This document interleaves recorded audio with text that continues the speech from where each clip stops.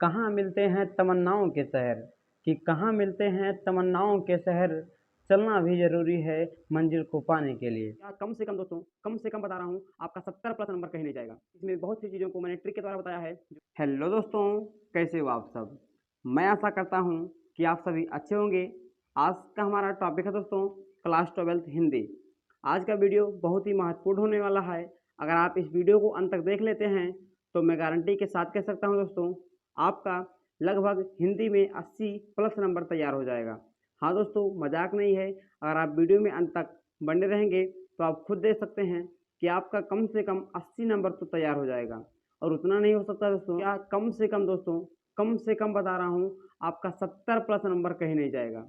अगर आप इस वीडियो को अच्छे से देख लेते हैं और सभी चीज़ों को अच्छे से याद कर लेते हैं तो आपका दोस्तों 70 प्लस नंबर एकदम पक्का हो जाएगा। और दोस्तों, इसमें ज़्यादा याद करने की भी आवश्यकता नहीं है, क्योंकि इसमें बहुत सी चीज़ों को मैंने ट्रिक के द्वारा बताया है जो आपको बहुत ही आसानी से याद हो जाएगा। तो चलिए अब हम समझ लेते हैं कि इस वीडियो में हम क्या क्या डिस्कस करने वाले हैं। तो इस वीडियो में हम बात करेंगे दोस्तों सबसे पहले कि रस क्या होता है। आपके बोर्ड एग्जाम में यानी क्लास 12th में जो रस होता है दोस्तों, वो 2 नंबर का पूछा जाता है। इसको मैं आपको एक ट्रिक के माध्यम से बताऊंगा। सेकंड बात करेंगे दोस्तों अलंकार के बारे में। ये भी दोस्तों आपके बोर्ड एग्जाम में 2 नंबर का पूछा जाता है। इसको मैं आपको भी बहुत ही अच्छे से बताऊंगा। और थर्ड क्या है दोस्तों, छंद। छंद को दोस्तों मैं आपको बहुत ही आसान तरीके से और एक ट्रिक के माध्यम से बताऊंगा। ये भी 2 नंबर का पूछा जाता है। तो यहाँ पर आप देख सकते हैं दोस्तों, 2, 2 4, 2 6, 6 नंबर इतना ही हो गया। और इसको मैं आपको ट्रिक के माध्यम से भी बता दूंगा।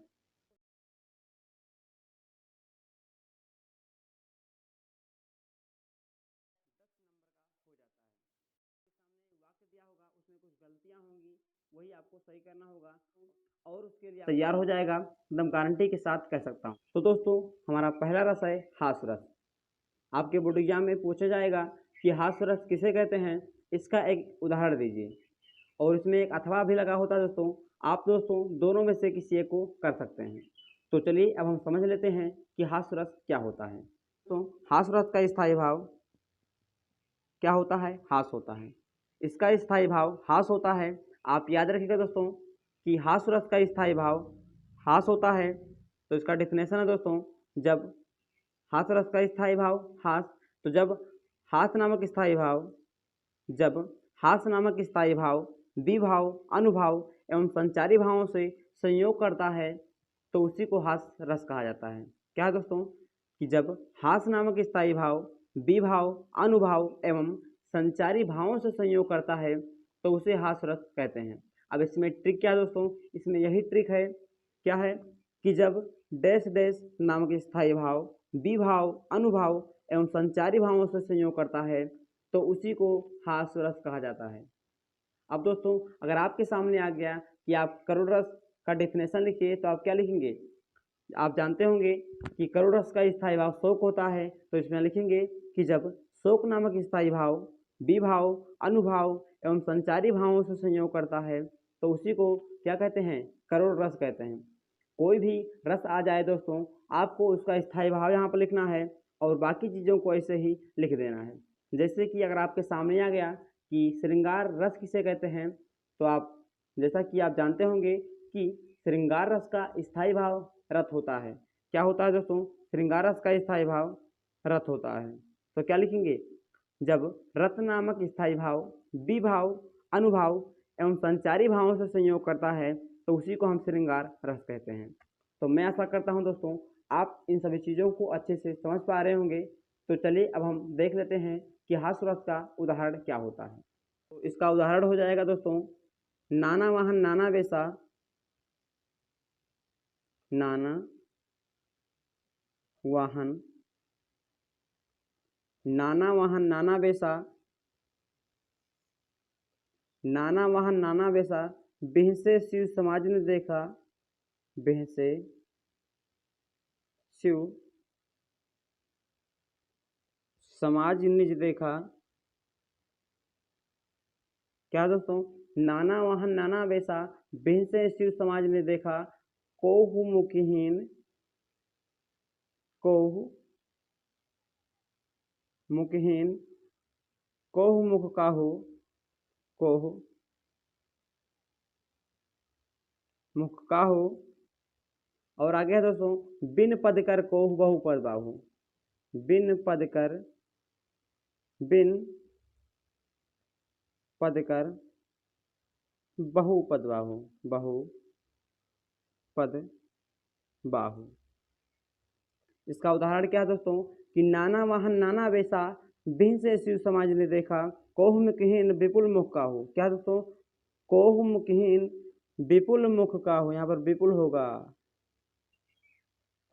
कोह मुखहीन विपुल मुख काहू, बिन पद कर बहु पद बाहू। ये बात उस समय की है दोस्तों जब शिव जी ब्याह करने के लिए आते हैं, तो वही चीज यहाँ पर लिखा है कि नाना वाहन नाना वेशा, अनेकों प्रकार के वाहन लेकर जाते हैं और अनेकों प्रकार के वेशभूषा में जाते हैं, और उनको देखकर जो पूरा समाज होता है वो हंसने लगता है। और क्या लिखा है, कोह मुखहीन विपुल मुख काहू। और उसमें कुछ ऐसे होते हैं जो बाराती होते हैं, किसी के पास तो मुख ही नहीं होता है और किसी के पास बहुत सारे मुख होते हैं, किसी के पास पैर नहीं होता है, बिन पद कर यानी किसी के पास पैर ही नहीं होता है, और बहुपद बाहू, और बहुत से बारातियों के पास बहुत सारे पैर होते हैं। तो मैं आशा करता हूँ दोस्तों आपको समझ में आ गया होगा। तो चलिए बढ़ते हैं अब अगले रस की तरफ। अगला रस भी एकदम वही होगा दोस्तों, लेकिन आप एक बार देख लीजिए। करुण रस, तो लिखेंगे इसका स्थायी भाव क्या होता है। करुण रस का स्थायी भाव शोक होता है। तो जब शोक नामक स्थायी भाव, जब शोक नामक स्थायी भाव विभाव, अनुभाव एवं संचारी भावों से संयोग करता है, तो उसी को हम क्या कहते हैं, करुण रस कहते हैं। तो चलिए अब हम समझ लेते हैं कि इसका उदाहरण क्या होगा। तो ये क्या दोस्तों, शोक है ना, ठीक है। इसका स्थायी भाव क्या होता है, शोक होता है। क्या होता है, शोक होता है। तो इसका उदाहरण भी कोई आप लिख सकते हैं जिसमें क्या शोक के बारे में बताया गया हो। तो चलिए हम यहाँ पर लिख देते हैं, हे खग, हे खग मृग, हे खग मृग हे मधुकर श्रेणी, तुम ही देखी सीता मृगणी, तुम ही देखी सीता मृगनयनी, मृग नयनी। क्या दोस्तों, हे खग मृग हे मधुकर श्रेणी, तुम ही देखी सीता मृगनयनी। ये बात उस समय की है जब सीता माता का हरण हो जाता है और श्री राम जी और लक्ष्मण जी जब उन्हें ढूंढने के लिए निकलते हैं, तो क्या कहते हैं, हे खग मृग, हे पशु पक्षियों, हे मृग, क्या आपने मृगनयनी जैसी सीता को कहीं पर देखा है। तो ये वही बात है, ये वही का एग्जाम्पल है। तो ये वही एग्जाम्पल है दोस्तों, हे खग मृग हे मधुकर श्रेणी, तुम ही देखी सीता मृगनयनी। ठीक है दोस्तों, तो मैं आशा करता हूं दोस्तों आप इतना अच्छे से समझ गए होंगे। अगर आपके सामने आ जाता है श्रृंगार रस किसे कहते हैं, तो आप दोस्तों यही लिख दीजिएगा। बस श्रृंगार रस का स्थायी भाव आप याद रखेगा कि रत होता है। क्या होता है दोस्तों, श्रृंगार रस का स्थायी भाव रत होता है। और दोस्तों आप एक एग्जाम्पल और समझ लीजिए। और दोस्तों आप एक उदाहरण और समझ लीजिए किसका, हासुरस का। इसका और एक उदाहरण हो जाएगा दोस्तों, इसका एक और उदाहरण हो जाएगा दोस्तों, वो है शीश पर गंगा से भूषण भुजंगा से। इस हासुरस का एक उदाहरण और देख लीजिए दोस्तों। अगला उदाहरण है, शीश पर गंगा से भोजन भुजंगा से, हास को ही दंगा भय नंगा के विवाह में। क्या है दोस्तों, शीश पर गंगा हसे भोजन भुजंगा हसे, हास को ही दंगा भय नंगा के विवाह में। तो हमारा पहला अलंकार है दोस्तों अनुप्रास अलंकार। क्या है दोस्तों, अनुप्रास अलंकार किसे कहते हैं, इसका एक उदाहरण दीजिए। तो यहाँ पर लिखा है कि जब एक ही वर्ण की आवृत्ति बार बार होती है। क्या है दोस्तों, जब एक ही वर्ण की बार बार आवृत्ति होती है, तो उसी को हम क्या कहते हैं, अनुप्रास अलंकार कहते हैं। इसका मतलब क्या हुआ, यानी कि जब क्या हो, जब एक ही वर्ड यानी एक ही अक्षर क्या हो, बार बार आए, बार बार आए, तो उसी को हम क्या बोलते हैं, तो वहां पर अनुप्रास अलंकार होगा। तो इसका उदाहरण हो जाएगा दोस्तों, चारु चंद्र की चंचल किरणें, चारु चंद्र की चंचल किरणें खेल रही हैं जलथल में, खेल रही हैं, खेल रही हैं जल थल में। क्या दोस्तों, उदाहरण है चारु चंद की चंचल किरणें खेल रही हैं जल थल में। यहाँ पर चा वर्ड एक बार आया है, चा वर्ड दूसरी बार आया है और चा वर्ड तीसरी बार आया है। इसीलिए यहाँ पर क्या है दोस्तों, यहाँ पर चा वर्ड की बार बार आवृत्ति हो रही है, इसीलिए यह अनुप्रास अलंकार होगा। तो मैं आशा करता हूँ दोस्तों कि आपको अनुप्रास अलंकार अच्छे से समझ में आ गया होगा। तो चलिए बढ़ते हैं अगले अलंकार की तरफ। तो हमारा अगला अलंकार है दोस्तों यमक अलंकार। अब यमक अलंकार क्या होता है, तो जब एक ही शब्द दो या दो से अधिक बार आता है लेकिन अलग अलग अर्थों में प्रयुक्त होता है तो वहाँ पर यमक अलंकार होता है। आप याद रखिएगा दोस्तों कि अनुप्रास अलंकार में एक ही वर्ड बार बार आएगा, लेकिन यमक अलंकार में एक ही शब्द बार बार आएगा, लेकिन इसमें अलग अलग अर्थों में प्रयुक्त होगा। तो चलिए अब हम इसका उदाहरण समझ लेते हैं। तो इसका एग्जाम्पल है दोस्तों काली, काली घटा का घमंड घटा, काली घटा का घमंड घटा, नभमंडल नभ, काली घटा का घमंड घटा, नभमंडल तारक वृंद खिले, तारक वृंद खिले। क्या है दोस्तों, काली घटा का घमंड घटा, नभमंडल तारक वृंद खिले। यहाँ पर एक शब्द आया है घटा, ठीक है दोस्तों, और यहाँ पर एक शब्द और आया है घटा। तो यहाँ पर घटा शब्द दो बार आया है और अलग अलग अर्थों में प्रयुक्त हुआ होगा, इसीलिए यह यमक अलंकार है। एक घटा का मतलब होता है बादल, क्या होता है दोस्तों, एक घटा का मतलब होता है बादल और एक घटा का मतलब होता है कम होना। क्या होता है, कम होना। गांव में बोलते नहीं है कि ये चीज़ घट गया है जाके ले आइए। तो एक घटा का मतलब बादल होता है, एक घटा का मतलब कम होना होता है। तो मैं आशा करता हूँ दोस्तों आपको यमक अलंकार भी अच्छे से समझ में आ गया होगा। तो चलिए बढ़ते हैं अब अगले अलंकार की तरफ। अगला अलंकार है दोस्तों उपमा अलंकार। क्या है दोस्तों, उपमा अलंकार। आप समझ लीजिए कि उपमा का मतलब क्या होता है, तो उपमा का मतलब होता है तुलना। क्या होता है दोस्तों, उपमा का मतलब ही होता है तुलना। अगर आपको इतना याद है तो आपको इसका डेफिनेशन बहुत ही अच्छे से याद हो जाएगा और आपको याद करने की भी आवश्यकता नहीं पड़ेगी। क्या दोस्तों, उपमा अलंकार क्या होता है, तो जब उपमेय और उपमान की समानता के आधार पर तुलना की जाए, क्या होगा दोस्तों, उपमा अलंकार में तुलना की बात की जाएगी। इसे ही कहा जाए कि राम जो है पढ़ने में कम अच्छा है लेकिन श्याम उससे ज़्यादा अच्छा है। तो यहाँ पर समानता के आधार पर तुलना की गई, इसीलिए यह उपमा अलंकार होगा। तो इसका उदाहरण हो जाएगा दोस्तों कि हरिपद कोमल, हरि पद, हरिपद कोमल कमल से। क्या है दोस्तों, हरिपद कोमल कमल से, यानी हरि मतलब भगवान, पद मतलब क्या होता है पैर, कोमल मतलब कोमल मुलायम, कमल मतलब कमल से। इसका अर्थ हो जाएगा कि ईश्वर के जो चरण हैं वो किसके समान हैं, एकदम कोमल कमल के समान हैं। यहाँ पर पैर की तुलना कमल से की गई, तो इसीलिए यह क्या होगा, इसीलिए यह उपमा अलंकार होगा।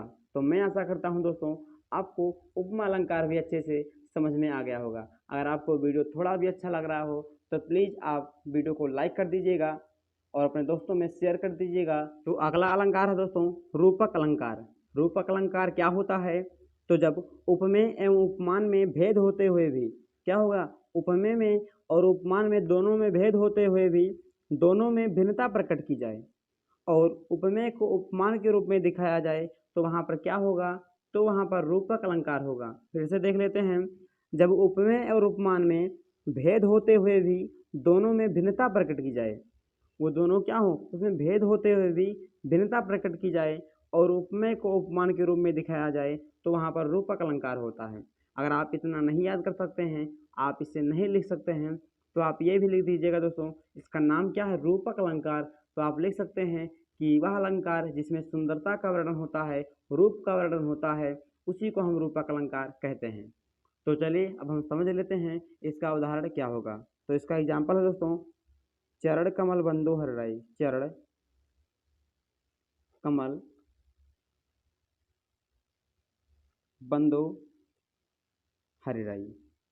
क्या है दोस्तों, चरण कमल बंदो हरिराई, ये कौन सा अलंकार है, तो ये रूपक अलंकार है। क्यों है दोस्तों, इसलिए है क्योंकि यहाँ पर जो चरण है दोस्तों वो कमल के समान सुंदर है लास्ट अलंकार है दोस्तों उत्प्रेक्षालंकार। प्रेक्षालंकार का मतलब होता है संभावना। क्या होता है दोस्तों? संभावना। जहाँ कहीं भी संभावना की बात की जाए तो वहाँ पर क्या होगा? उत्प्रेक्षालंकार होगा। क्या होगा दोस्तों? उत्प्रेक्षालंकार। मैं कह दूँ कि हो सकता है कि मैं आपको अच्छा पढ़ा सकता हूँ, तो यहाँ पर संभावना व्यक्त किया गया ना, इसीलिए यहाँ पर उत्प्रेक्षालंकार होगा। तो इसका अगला उदाहरण हो जाएगा, यहाँ से जो लखनऊ है दोस्तों वो लगभग 80 किलोमीटर दूर है, 90 किलोमीटर दूर है। यहाँ पर संभावना व्यक्त किया जा रहा है, इसीलिए ये क्या होगा? उत्प्रेक्षालंकार होगा। जहाँ कहीं भी संभावना व्यक्त की जाए, मतलब एकदम कन्फर्म ना हो कि ये चीज़ इतना किलोमीटर होगा, ये चीज़ इतना होगा, केवल संभावना व्यक्त की जाए, वहाँ पर उत्प्रेक्षालंकार होगा। इसका एग्जाम्पल हो जाएगा मानो मुख चंद्र समान। अब ये कैसे उत्प्रेक्षालंकार है दोस्तों? तो यहाँ पर लिखा है कि मानो मुख चंद्र समान, यानी जो मानव का मुख है वो किस तरह है? चंद्रमा के समान है। ऐसा लग रहा है कि चंद्रमा के समान है। तो दोस्तों अब हम चलिए समझ लेते हैं कि छंद क्या होता है। ये आपके बोर्ड एग्जाम में 2 नंबर का पूछा जाता है। तो सबसे पहले हम समझेंगे कि दोहा छंद क्या होता है। क्या दोस्तों? यह एक अर्ध सममात्रिक छंद है। इसमें 4 चरण होते हैं। क्या लिखेंगे आप? यह एक अर्ध सममात्रिक छंद है। इसमें 4 चरण होते हैं। पहले व तीसरे चरण में 13 मात्राएं होती हैं। कितनी मात्राएं होती हैं? पहले और तीसरे चरण में 13 मात्राएं होती हैं और दूसरे व चौथे चरण में 11 मात्राएं होती हैं। आप सिर्फ इतना याद रखना दोस्तों, यह एक अर्ध सममात्रिक छंद है। इसमें 4 चरण होते हैं। पहले और तीसरे चरण में 13 मात्राएं होंगी और दूसरे व चौथे चरण में 11 मात्राएं होंगी। अब आप इसे किस तरह से याद रखेंगे? तो यहाँ पर इसका नाम क्या है दोस्तों? दोहा। क्या है दोस्तों? दोहा। तो यहाँ पर दो आया ना, क्या है? दो। तो यहाँ पर क्या है? दो आया है दोहा में। ठीक है दोस्तों, दोहा में क्या आया है? दो आया है। यहाँ पर आप देख सकते हैं, यहाँ पर एक लकीर ये है, एक लकीर ये है। अब इसको मिलाएंगे तो क्या बन जाएगा? ये बन जाएगा हमारा 11 बन जाएगा। तो दूसरे चरण में कितनी मात्राएं होंगी? 11 मात्राएं होंगी। तो चौथे चरण में भी होगी। ठीक है दोस्तों, तो फिर से एक बार देख लीजिए, दोहा में यहाँ पर दो आया है और यहाँ एक लकीर ये, एक लकीर ये, तो ये मिला के बन गया 11 और यहाँ पर आया है 2। तो दूसरे चरण में 11 मात्राएं होंगी और जब दूसरे चरण में 11 मात्राएं हैं तो दूसरे और चौथे चरण में भी 11 मात्राएं होंगी। तो दोस्तों पहले व तीसरे में कितनी होंगी? 13 होंगी। अगर दोस्तों एक सही है तो एक गलत होगा। समझ रहे हैं ना? तो वही चीज़ें हैं यहाँ पर कि पहले और तीसरे चरण में 13 मात्राएं, दूसरे व चौथे चरण में 11 मात्राएं होती हैं। तो चलिए अब हम जान लेते हैं इसका उदाहरण क्या है। इसका उदाहरण दोस्तों, मेरी भव बाधा हरो राधा नागर सोई और जतन की छाई पड़े श्याम हरिदुत होई। क्या? मेरी भव बाधा हरो, यहाँ तक एक चरण हो गया। राधा नागर सोई दूसरा चरण हो गया। जतन की छाई पड़े तीसरा चरण हो गया। श्याम हरिदुत होई चौथा चरण हो गया। कितने चरण हैं यहाँ पर? 4 चरण हैं। अब मात्राएं गिन लेते हैं। यहाँ पर दोस्तों माँ है और इस पर एक मात्रा लगा है एक ही, तो ये हो जाएगा 2 मात्रा। सबसे पहले आप समझ लीजिए दोस्तों, अगर 2 मात्रा है तो इसको इस तरह से लिखते हैं, एक मात्रा है तो इस तरह से। ठीक है दोस्तों, तो यहाँ पर 2 मात्रा यहाँ पर हो गई, यहाँ पर भी 2 मात्रा, यहाँ पर एक, यहाँ पर एक, यहाँ पर 2, यहाँ पर 2, यहाँ पर एक, यहाँ पर 2। ठीक है दोस्तों, अब गिन लेते हैं। 2, 2 4, 1 5, 6, 2 8, 2 10, 1 11, 1 12, 1 13। पहले चरण में कितनी मात्राएं होंगी? 13 मात्राएं। अब तीसरे में गिन लेते हैं। 2 3 4, यहाँ पर भी 2, तो 2 2 4, 4 2 6, 6 2 8, 8 और यहाँ पर कितना? 1 9, यहाँ पर 1 10, 6 2 8, यहाँ पर 2 मात्राएं होंगी तो 8 2 10, 10 1 11 और यहाँ पर 2 मात्राएं इसमें तो 13 मात्राएं होंगी। पहले तीसरे चरण में 13 मात्राएं। अब देख लेते हैं कि दूसरे चरण में और चौथे चरण में कितनी कितनी मात्राएं हैं। तो यहाँ पर 2, यहाँ पर 2, यहाँ पर 2, यहाँ पर 1, यहाँ पर 1 और यहाँ पर क्या हो जाएगा दोस्तों? यहाँ पर 2 और यहाँ पर 1। ठीक है दोस्तों, ये नहीं होगा तब यहाँ पर 1। तो गिन लेते हैं। 2 2 4, 2 6, 2 8, 2 10, 11। दूसरे चरण में 11 मात्राएं और चौथे में यहाँ पर हो जाएगा दोस्तों, यहाँ पर लिखा है श्यामु। क्या लिखा है? श्यामु। 1 2 और यहाँ पर 1 3, तो यहाँ पर हो जाएगा। इन दोनों को मिलाएंगे तो 2 मात्रा और यहाँ पर 1 3 हो गया। 3 1 4, इसका 1 5 6, यहाँ पर हो जाएगा दोस्तों द्वित का हो जाएगा 7 8 8 2 10 और यहाँ पर एक 11। तो दोस्तों आप देख सकते हैं यहाँ पर पहले चरण में तीसरे चरण में 13 मात्राएं हैं और दूसरे चरण में चौथे चरण में कितनी हैं 11 मात्राएं हैं। तो मैं आशा करता हूं दोस्तों आप इसको अच्छे से समझ गए होंगे। चलिए बढ़ते हैं अगले छंद की तरफ। दूसरा छंद है सोरठा। क्या है दोस्तों? सोरठा। इसमें भी वही लिखेंगे। सोरठा एक अर्ध सममात्रिक छंद है, यानी यह एक अर्ध सममात्रिक छंद है। इसमें भी कितने चरण होते हैं? इसमें भी 4 चरण होते हैं। आप दोहा का उल्टा कर दीजिए, यही बन जाएगा सोरठा। दोहा में था पहले व तीसरे चरण में कितनी मात्राएं होती थी? 13 मात्राएं होती थी। 1 3 कितने हो गए? 13 मात्राएं होगी। और इसमें क्या होगा? इसमें हो जाएगा पहले व तीसरे चरण में, इसमें होगा पहले व तीसरे चरण में 11 मात्राएं। ठीक है दोस्तों। और दूसरे व चौथे चरण में हो जाएंगी 13 मात्राएं। तो दोस्तों आप दोहा का उल्टा कर दीजिए, आपको डेफिनेशन सोरठा का प्राप्त हो जाएगा। तो चलिए अब हम देख लेते हैं इसका उदाहरण क्या है। उदाहरण है मूक होए बाचाल पंगु चढ़े गिरबर गहन जासु कृपा सो दयाल दर्बुन सकल कलमल दान। अगर दोस्तों अगर आपने रामचरितमानस को पढ़ा होगा तो आपको सोरठा का बहुत एग्जाम्पल अच्छे से याद होगा। अब इसको रामचरितमानस में किस तरह से पढ़ते हैं एक बार सुन लीजिए। रामा मूक होए बाचाल पंगु चढ़य गिरबर गहन रामा जास कृपा सो दयाल दरब सकल कलमल गहन। दोस्तों अब हम चले समझ लेते हैं कि इसमें मात्राएं कितनी कितनी हैं। तो यहाँ पर दोस्तों यहाँ पर 2 मात्राएं, यहाँ पर 1 मात्राएं, यहाँ पर होई में हो जाएगा 2 मात्राएं, यहाँ पर 1 मात्राएं, यहाँ पर 2, यहाँ पर 2, यहाँ पर 1, 2 3 2 5 6 6 2 8 2 10 2 11 1 11। ठीक है दोस्तों। पहले चरण में 11 मात्राएं हैं। तीसरे में देखते हैं यहाँ पर 2 2, यहाँ पर 1, किर में हो जाएगा दोस्तों 1 मात्रा, यहाँ पर 2 मात्रा हो जाएगा, सु में हो जाएगा 1 मात्रा, दया 1 मात्रा, 2 मात्रा 1 मात्रा, 2 3 4 2 6 7 8 9 9 2 11 मात्राएं। इसमें 11, इसमें 11, इसमें देख लेते हैं दोस्तों पंगु, यहाँ पा आधा ना अगु, यहाँ पर पंगु है दोस्तों तो यहाँ पर हो जाएगा ये 1 2 3, यहाँ पर 2, यहाँ पर 1, यहाँ पर चढ़े में हो जाएगा दोस्तों चा में हो जाएगा 1 मात्रा और चा में हो जाएगा 1 मात्रा, डे में हो जाएगा 2 मात्रा, यहाँ पर 1, यहाँ पर 1, यहाँ पर 1, यहाँ पर 1, यहाँ 1 1। तो गिन लेते हैं। यहाँ पर हो जाएगा दोस्तों 2 3 3 1 4 4 2 6 7 8 9 10 11 12 13 13 मात्रा है दोस्तों इसमें। इसमें दरबों में हो जाएगा 1 और यहाँ पर हो जाएगा दरबों में हो जाएगा 1, इसमें हो जाएगा 2, यहाँ पर 1, यहाँ पर 1, यहाँ पर 1, सभी में 1। गिन लेते हैं 3 दूना 6 3 का 9 और 9 1 10 10 3 13, यहाँ पर भी 13 मात्राएं हैं। तो दोस्तों मैं आशा करता हूँ कि आप रस छंद अलंकार तीनों को अच्छे से समझ गए होंगे। अब हमारा सेकंड टॉपिक है दोस्तों हिंदी गद्य साहित्य का विकास से, जो चैप्टर 1 का है, इससे 5 नंबर का पूछा जाता है। तो चलिए अब हम इसको ट्रिक के माध्यम से समझ लेते हैं। और ये 5 क्वेश्चन जो पूछे जाते हैं ऑब्जेक्टिव टाइप क्वेश्चन होते हैं। नेक्स्ट क्वेश्चन है दोस्तों हिंदी प्रदीप के संपादक थे, यानी हिंदी प्रदीप के संपादक कौन थे? तो इसका राइट आंसर है बाल कृष्ण भट्ट। अब आप इसे कैसे याद करेंगे दोस्तों? तो आप इसे याद कर लीजिएगा। कृष्ण कौन थे? भगवान थे। तो जो कृष्ण क्या थे? भगवान थे और प्रदीप उनके भक्त थे। तो दोस्तों आप इसे याद कर लीजिएगा कि प्रदीप भक्त थे किसके? श्री कृष्ण जी के। भट्ट से क्या निकल के आ रहा है?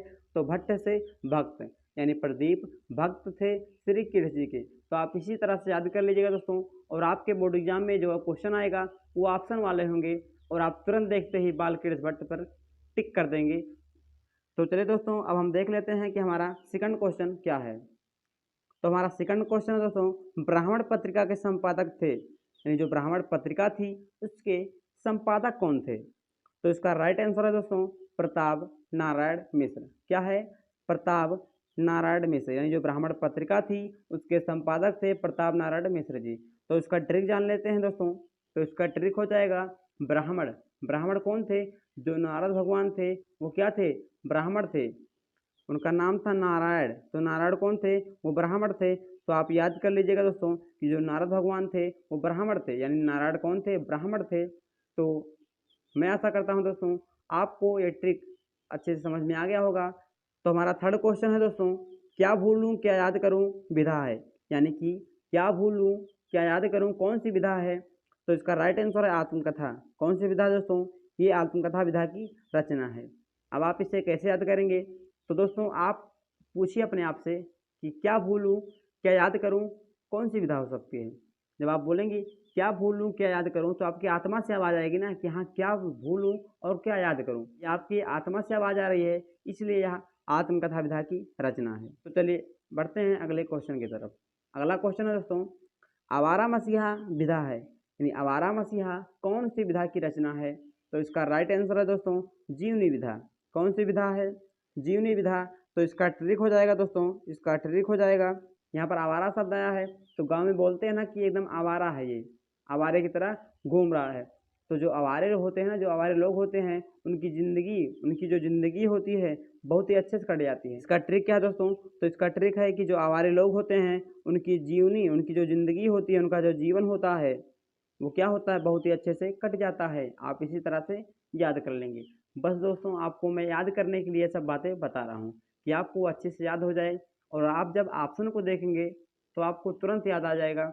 आप इन्हीं मेरी बातों को याद करेंगे कि किसी ने बोला था कि आवारे इधर उधर घूमते हैं और उनकी ज़िंदगी, उनकी जो जीवनी होती है, उनका जो जीवन होता है वो अच्छे से कट जाता है। तो चलिए बढ़ते हैं दोस्तों अब अगले क्वेश्चन की तरफ। पांचवा क्वेश्चन है, कवि वचन सुधा के संपादक थे। क्या है क्वेश्चन, कवि वचन सुधा के संपादक थे। तो इसका राइट आंसर है भारतेंदु हरिश्चंद्र। इसका ट्रिक क्या हो जाएगा दोस्तों, तो इसका ट्रिक हो जाएगा दोस्तों कि कवि वचन सिंह और उनकी पत्नी जो थी सुधा, वो क्या थे, बहुत ही सत्यवादी थे। किसकी तरह थे, राजा हरिश्चंद्र की तरह सत्यवादी थे। फिर से एक बार देख लीजिए, कवि वचन सिंह और उनकी पत्नी जो सुधा थी वो क्या थी, बहुत ही सत्यवादी में लोग थे। किसके तरह, राजा हरिश्चंद्र की तरह सत्यवादी थे। तो मैं आशा करता हूँ दोस्तों आपको ये ट्रिक भी अच्छा लगा होगा। तो चलिए बढ़ते हैं अब एक क्वेश्चन आपके लिए, छठवां क्वेश्चन दोस्तों आपके लिए। आप कमेंट बॉक्स में इसका आंसर जरूर बताइएगा। क्वेश्चन यहाँ पर है कि गोदान उपन्यास है किसका उपन्यास है, यानी किसने इस गोदान उपन्यास को लिखा है। अच्छा दोस्तों आप इसका एक ट्रिक और देख लीजिए, ये पूछ सकता है दोस्तों कि बताइए गोदान कौन सी विधा है। तो गोदान उपन्यास विधा है। किस तरह से याद करेंगे, एक व्यक्ति थे जिनका क्या था, एक गोदाम था। क्या था दोस्तों, गोदाम था, उनका गोदाम क्या हो गया, नाश हो गया। तो नाश से क्या निकल के आ रहा है, न्यास, यानी उपन्यास। एक सेठ थे जिनका गोदाम नाश हो गया, तो नाश से उपन्यास। ये क्वेश्चन आपके लिए था, लेकिन मैंने इसका जो ट्रिक है याद करने की जो विधा है आपको बता दिया। और इसके लेखक कौन है, किसने गोदान को लिखा है, आप कमेंट बॉक्स में ज़रूर बताइएगा। अब हमारा अगला टॉपिक है दोस्तों चैप्टर 2 का हिंदी काव्य साहित्य का विकास। इससे भी दोस्तों 5 नंबर के क्वेश्चन पूछे जाते हैं, और मैं इसको भी एक ट्रिक के माध्यम से बताने वाला हूं जो आपको याद हो जाएगा। तो चलिए टाइम को ना वेस्ट करते हुए वीडियो को स्टार्ट करते हैं। तो दोस्तों इसका पहला क्वेश्चन है, तार सप्तक का प्रकाशन हुआ था। क्वेश्चन क्या है कि तार सप्तक का प्रकाशन कब हुआ था। तो इसका राइट आंसर है 1943 ईस्वी में। कब, 1943 ईस्वी में तार सप्तक का प्रकाशन हुआ था। अब आप इसे किस तरह से याद करेंगे दोस्तों, तो आपको याद करने का ट्रिक बता रहा हूँ दोस्तों। यहाँ पर लिखा है तार, तार का मतलब यही तार वायर वाला, ठीक है। और सप्त मतलब होता है 7 लोग। तो एक तार था दोस्तों जिसे 7 लोग चुरा ले गए। क्या किए, एक तार था जिसे 7 लोगों ने चुरा लिया। तो चुरा से कितना निकल के आ रहा है, चुरा से 4 निकल के आ रहा है। क्या निकल के आ रहा है, 4। चुरा से 4 निकल के आ रहा है। और जब हमारा देश आज़ाद हुआ था कब, 1947 ईस्वी में। तो आपको क्या करना है दोस्तों, आपको 1947 में से चुरा यानी कि 4 को घटा लेना है। तो जब आप 1947 में से 4 को घटाएंगे तो आपको 1943 प्राप्त हो जाएगा। फिर से देख लीजिए दोस्तों, तार सप्तक, तार से निकल के आ रहा तार यानी वायर। एक तार को 7 लोगों ने चुरा लिया, चुरा में 4 निकल के आ रहा है दोस्तों। जब हमारा देश आज़ाद हुआ था 1947 में, तो इसी चुरा को हम घटा लेंगे। 1947 में से 4 को घटाएंगे तो 1943 आ जाएगा। तो मैं आशा करता हूँ दोस्तों आपको याद हो गया होगा। बस दोस्तों ये सब मैं आपको याद करने के लिए मात्र बता रहा हूँ। तो चलिए बढ़ते हैं अब दूसरे क्वेश्चन की तरफ। दूसरा क्वेश्चन है दोस्तों, सुमित्रानंदन पंत को ज्ञानपीठ पुरस्कार किस रचना पर मिला था? यानी कि जो सुमित्रानंदन पंत जी थी उन्हें जो ज्ञानपीठ पुरस्कार मिला था वो किस रचना पर मिला था? तो इसका राइट आंसर है चिताम्बरा। किस पर मिला था दोस्तों? चिताम्बरा पर। सुमित्रानंदन पंत क्या थी? बहुत ही ज्ञानी थी और एक बार उनके पीठ पर क्या क्या था? चितों ने बहुत बार, बड़ा मतलब बहुत बार, ठीक है दोस्तों। तो सुमित्रानंदन पंत बहुत ज्ञानी थी और एक बार उनके पीठ पर बहुत से चितों ने, चिता में क्या निकल रहा है दोस्तों? चिता में निकल के आ रहा है चिता, यानी कि चिता। तो बहुत से चितों ने क्या किया? बार बार उन पर आक्रमण किया था। तो इसका ट्रिक क्या है दोस्तों कि सुमित्रानंदन पंत क्या थी? बहुत ही ज्ञानी थी और उनके पीठ पर यानी उनके ऊपर क्या चितों ने बार बार आक्रमण किया था। आप इसे याद कर लीजिएगा इस तरह से। तो चलिए बढ़ते हैं अब अगले क्वेश्चन की तरफ। अगला क्वेश्चन है दोस्तों, कामायनी रचना है, यानी कामायनी किसकी रचना है? तो दोस्तों इसका राइट आंसर है जयशंकर प्रसाद। क्या है दोस्तों? जयशंकर प्रसाद, यानी कामायनी की रचना जयशंकर प्रसाद जी ने की है। अब इसका ट्रिक क्या होगा दोस्तों? तो इसका ट्रिक हो जाएगा दोस्तों, गांव में बोलते हैं दोस्तों कि कमैनी, यानी कितना रुपया कमा के आनी। तो एक व्यक्ति बोलता है कि लगभग 15,000 रुपये महीने मैंने कमाए हैं। क्या बोलता है? गांव में बोलते हैं दोस्तों कमैनी। तो एक व्यक्ति से पूछते हैं कि रउआ कितना रुपया कमैनी एक महीने में? तो क्या बोलता है वो व्यक्ति? वो कहता है कि भोलेनाथ की कृपा से, वो व्यक्ति बोलता है कि भोलेनाथ की कृपा से जो कमैनी सब ठीक कमैनी। क्या बोलता है दोस्तों कि भोलेनाथ की कृपा से जो कमैनी वो सब ठीक कमैनी। क्या बोलता है दोस्तों कि भोलेनाथ की कृपा से जो कमैनी वो सब ठीक कमैनी। तो इसका मतलब क्या हो जाएगा? भोलेनाथ मतलब, भोलेनाथ का मतलब क्या होता है? भोलेनाथ का मतलब होता है जयशंकर प्रसाद। क्या होगा दोस्तों? भोलेनाथ का मतलब जयशंकर प्रसाद। तो कमैनी से कामायनी, और कामायनी किसने लिखा है? जयशंकर प्रसाद जी ने लिखा है। और यहाँ पर एक शब्द और आया था 15,000। तो 15,000 से 15। तो क्वेश्चन आ सकता है, बताओ कामायनी जो महाकाव्य है उसमें कितने सर्ग हैं? कितने सर्ग है दोस्तों? तो 15,000 से 15 सर्ग। कितने सर्ग है? 15 सर्ग हैं। इसमें दो क्वेश्चन पूछ सकता है कि बताइए कामायनी रचना है किसकी रचना है? जयशंकर प्रसाद की। और इसमें कितने सर्ग हैं? तो 15 सर्ग हैं। तो दोस्तों चलिए बढ़ते हैं अगले क्वेश्चन की तरफ। अगला क्वेश्चन है, श्रृंगार काल कहा जाता है, यानी किस काल को श्रृंगार काल कहते हैं? तो दोस्तों मैंने आपको पहले ही बता दिया है कि श्रृंगार रस का जो स्थायी भाव क्या होता है? रत होता है। तो श्रृंगार रस का स्थायी भाव क्या होता है? रत होता है। तो श्रृंगार काल किसे कहेंगे? रत यानी कि रीत काल को। ठीक है दोस्तों, तो श्रृंगार काल कहा जाता है किस काल को? रीत काल को कहते हैं। मैं आशा करता हूं दोस्तों आपको अच्छे से समझ में आ गया होगा। तो चलिए बढ़ते हैं अगले क्वेश्चन की तरफ।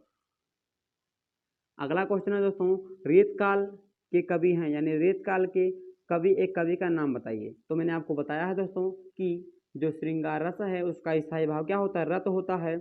और रत से रीत काल, तो रीत काल जब कोई श्रृंगार करेगा दोस्तों तो क्या पहनेगा? भूषण, यानी कि आभूषण पहनेगा, तभी तो वो श्रृंगार कर पाएगा। तो यहाँ पर श्रृंगार का स्थायी भाव रत होता है। तो श्रृंगार काल किसको कहते हैं? रत से रीत काल को।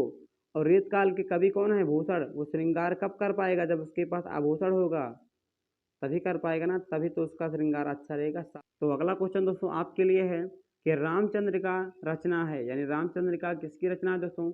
आप कमेंट बॉक्स में ज़रूर बताइएगा। अब दोस्तों हमारा अगला टॉपिक है कहानी का सारांश, जो 5 नंबर का पूछा जाता है। अगर आप इसको ध्यान से सुन लेंगे, अगर आप इस कहानी को अच्छे से सुन लेंगे तो मैं गारंटी के साथ कह सकता हूँ ये भी आपको अच्छे से याद हो जाएगा। तो दोस्तों चलिए वीडियो को स्टार्ट करते हैं।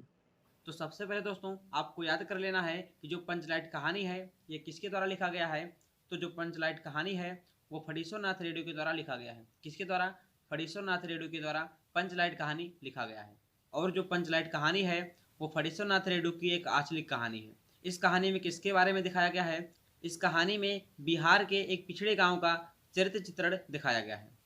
तो इतना दोस्तों आपको बेसिक पॉइंट में याद रखना है कि इस कहानी को किसके द्वारा लिखा गया है। तो ये जो कहानी है वो रेडियो के द्वारा लिखा गया है। और इस कहानी में किसका वर्णन किया गया है? तो इस कहानी में बिहार के एक छोटे से पिछड़े गांव का वर्णन किया गया है। तो अब पंचलाइट की कहानी शुरू होती है दोस्तों, इसको आप ध्यान से सुनिएगा। गांव में रहने वाली विभिन्न जातियां अलग अलग टोली बनाकर रहती थी। यानी कि जो बिहार का एक पिछड़ा सा गांव था, उसमें जितनी भी जातियां थी सभी अलग अलग टोली बनाकर रहती थी। महतो टोली के पंचों ने 15 महीने से दंड जुर्माने के जमे पैसों से रामनवमी के मेले में एक पेट्रोमैक्स अर्थात की पंच लाइट खरीदा।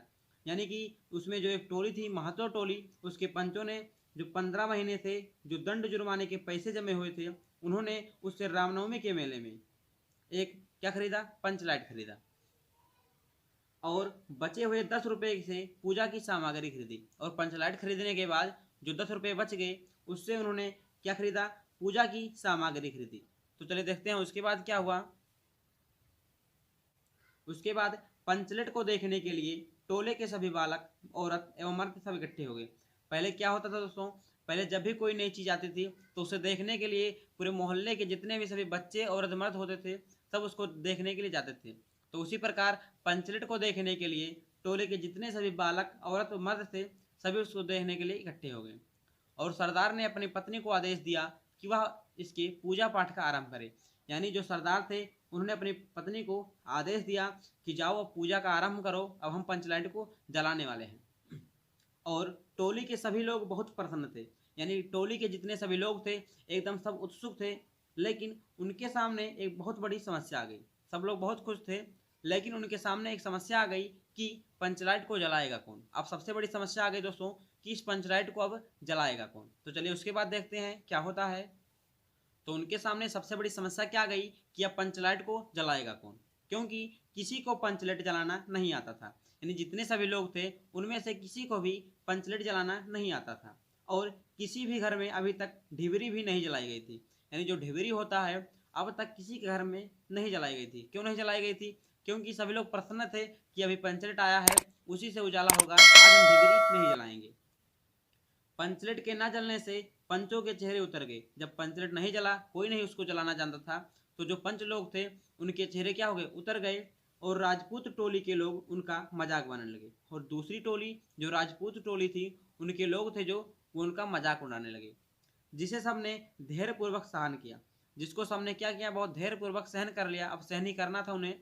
इसके बाद पंचों ने तय किया कि दूसरी टोली के व्यक्ति से पंचलेट नहीं जलाया जाएगा। यानी कि पंचों ने यह तय कर लिया कि दूसरी टोली के व्यक्ति, यानी पंचों ने यह तय किया कि जो पंचलेट है उसको दूसरे टोले के लोग नहीं जलाएंगे, चाहे वह जले या वैसे ही पड़ा रहे। तो चलिए उसके बाद देखते हैं क्या होता है। इसके बाद गुलरी काकी की बेटी मुनरी गोधन से प्रेम करती थी। यानी कि जो मुनरी थी वो गोधन से प्रेम करती थी। उसने अपनी सहेली कनेली से कहा, यानी कि जो मुनरी थी उसने अपनी सहेली कनेली से कहा कि गोधन जो है वो पंचलेट को जलाना जानता है। यानी जो गोधन है वो पंचलेट को जलाना जानता है। फिर क्या था, कनेली ने बात सरदार को जाकर बताई। यानी कि जैसे ही मुनरी ने कहा कि जो गोधन है वो पंचलेट को जलाना जानता है, फिर कनेली ने क्या किया, उसके बात को सरदार तक जाकर बताई। कि जब मुनरी ने बताया कि जो गोधन है वो पंचलेट को जलाना जानता है, तब कनेली जो थी वो सरदार को जाकर बताई कि जो गोधन है वो पंचलेट को जलाना जानता है। उसके बाद क्या हुआ, उसके बाद सरदार ने एक व्यक्ति को गोधन को बुलाने के लिए भेजा। यानी जो सरदार थे उन्होंने एक व्यक्ति को भेजा कि तुम जाओ गोधन को बुलाकर लेकर आओ, लेकिन वह नहीं आया। यानी जो गोधन था वो नहीं आया। उसके बाद मुनरी की माँ उसे बुलाने के लिए गई। जब वो नहीं आया तो क्या था, तो जो मुनरी की माँ थी वो क्या गोधन को बुलाने के लिए गई। तो अब देखिए क्या होता है, अब गोधन मारेगा एंट्री और सबका दिल जीत लेगा। तो देखिए क्या होता है, तब गोधन आकर पंचलेट में तेल भरा और स्प्रिट का अभाव होने पर गरी के तेल से ही पंचलेट को जला दिया। यानी गोधन आया और वहां पर क्या था, स्प्रिट की कमी थी, तो क्या हुआ, उसने गरी के अर्थात नारियल के तेल से ही पंचलेट को जला दिया। उसके बाद पंचलेट के जलते ही सभी खुशी से झूम उठे। जैसे ही पंचलेट जला सभी लोग क्या हो गए, एकदम प्रसन्न हो गए, खुशी से झूम उठे और सभी एक साथ एक स्वर में बोल उठे, महावीर स्वामी की जय, और कीर्तन शुरू हो गया। सभी एक साथ क्या बोले, महावीर स्वामी की जय, और भजन कीर्तन आरंभ हो गया। हारमोनिया ढोल जो था वो बजने लगा। उसके बाद गोधन ने जिस होशियारी से पंचलेट को जलाया था उससे उसने सबके दिल जीत लिए। यानी जो गोधन था उसने जिस बुद्धिमानी से पंचलेट को जला दिया था उससे उसने सभी के दिल को जीत लिया और गोधन के प्रति लोगों का मैल दूर हो गया। यानी कि जो गोधन के प्रति लोगों का जो मैल था वो क्या हो गया, दूर हो गया। उसके बाद मुनरी ने बड़ी हसरत भरी निगाहों से गोधन को देखा, यानी जो गोधन की प्रेम का मुनरी थी उसको बड़ी ही हसरत भरी निगाहों से देखा। उसके बाद सरदार ने बड़े प्यार से गोधन को पास बुलाकर कहा, यानी कि जो सरदार थे उसने उसको यानी गोधन को क्या किया, बहुत प्यार से अपने पास बुलाया और कहा, तुमने गांव की इस टोली की इज्जत रख ली है, यानी कि तुमने पंचरेट को जलाकर क्या किया है, इस गांव की जो टोली थी हमारी इसकी इज्जत रख ली है। तुम्हारे साथ खून माफ, यानी जो सरदार थे उन्होंने कह दिया कि जाओ तुम्हारे साथ खून माफ हो गए, खूब गाओ सलीमा का गाना। अब उन्होंने कहा कि तुम्हारे साथ खून माफ हो गए हैं, जाओ खूब गाओ सलीमा का गाना या खूब गाओ डैश डैश डैश। और अंत में गुलरी काकी ने गोधन को रात्रि के भोजन पर निमंत्रण किया या उसे आमंत्रित किया, यानी कि अंत में गुलरी जो काकी थी उसने गोधन को रात्रि के भोजन के लिए अपने घर पर बुलाया। और गोधन ने एक बार और मुनरी की ओर देखा, यानी जो गोधन था उसने फिर से एक बार मुनरी की ओर देखा। नजर मिलते ही लज्जा से मुनरी की पलकें झुक गई, यानी कि जैसे ही गोधन की जो नजरें थी मुनरी की नजरों से मिली, यानी आंखों से जैसे ही आंख मिले, जो मुनरी थी उसकी आंखों की जो पलकें थी क्या हो गई, झुक गई। अब दोस्तों हम बात करने वाले हैं गद्य के कुछ साहित्यिक परिचय के बारे में जो मोस्ट इम्पॉर्टेंट है। तो चलिए स्टार्ट करते हैं।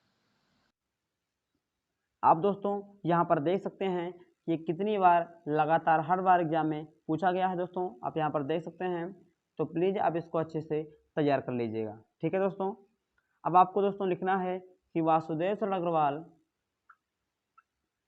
अब दोस्तों आपको लिखना है वासुदेव सरल अग्रवाल जी का जन्म 1904 ईस्वी में उत्तर प्रदेश के मेरठ जिले के खेड़ा नामक ग्राम में हुआ था।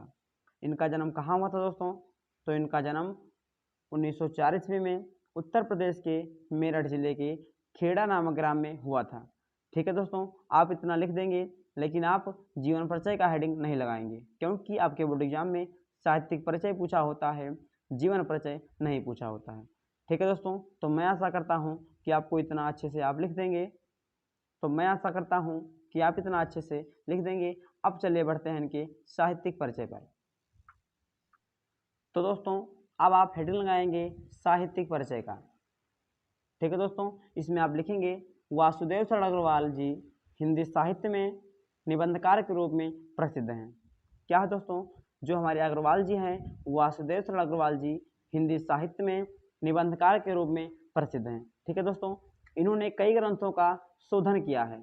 क्या किया है इन्होंने कई ग्रंथों का शोधन किया है, मतलब कि उसमें कुछ ना कुछ परिवर्तन किया है। आगे लिखा है जायसी के पद्मावत की सजीवनी व्याख्या, यानी कि जो मालिक मोहम्मद जायसी जी ने पद्मावत नामक एक रचना लिखी है उसका इन्होंने सजीवनी व्याख्या की है। और बाणभट्ट के हर्षचरित का सांस्कृतिक अध्ययन प्रस्तुत करके इन्होंने हिंदी साहित्य को गौरवान्वित किया है। क्या दोस्तों? जो बाणभट्ट जी ने जो हर्षचरित रचना लिखा है उसको इन्होंने क्या किया है, उसका सांस्कृतिक अध्ययन प्रस्तुत करके इन्होंने हिंदी साहित्य को क्या किया है, बहुत ही गौरवान्वित किया है, उसके शीर्ष को ऊपर उठाया है। आगे देखेंगे दोस्तों, यहाँ पर आगे लिखा गया है कि अग्रवाल जी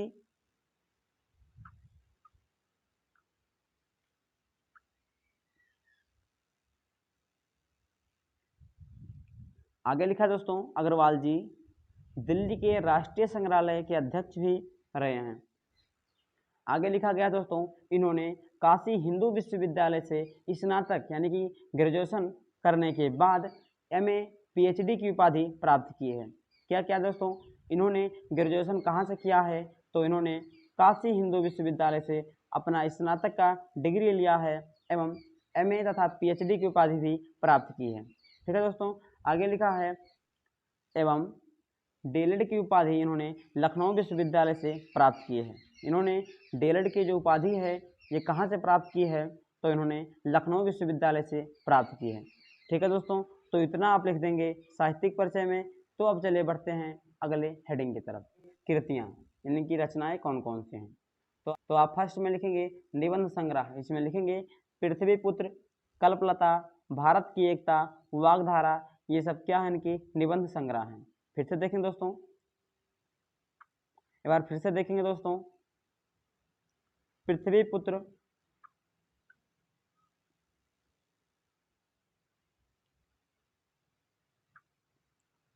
पृथ्वीपुत्र, कल्पलता, भारत की एकता, वाग्धारा क्या है दोस्तों, इनके निबंध संग्रह है। और यहाँ पर सेकंड हेडिंग है संपादन। क्या दोस्तों, संपादन। इसमें आप लिखेंगे जायसीकृत पद्मावत की सजीवनी व्याख्या। अभी मैंने आपको साहित्यिक परिचय में इसको बताया था कि इन्होंने जायसीकृत यानी जायसी के द्वारा जो पद्मावत लिखा गया था उसकी इन्होंने सजीवनी व्याख्या करी थी। और बाणभट्ट का सांस्कृतिक अध्ययन, जो बाणभट्ट के द्वारा जो लिखा गया था दोस्तों, इसका उन्होंने सांस्कृतिक अध्ययन किया था। ठीक है दोस्तों, तो इतना आपको लिख देना है कृतियों में।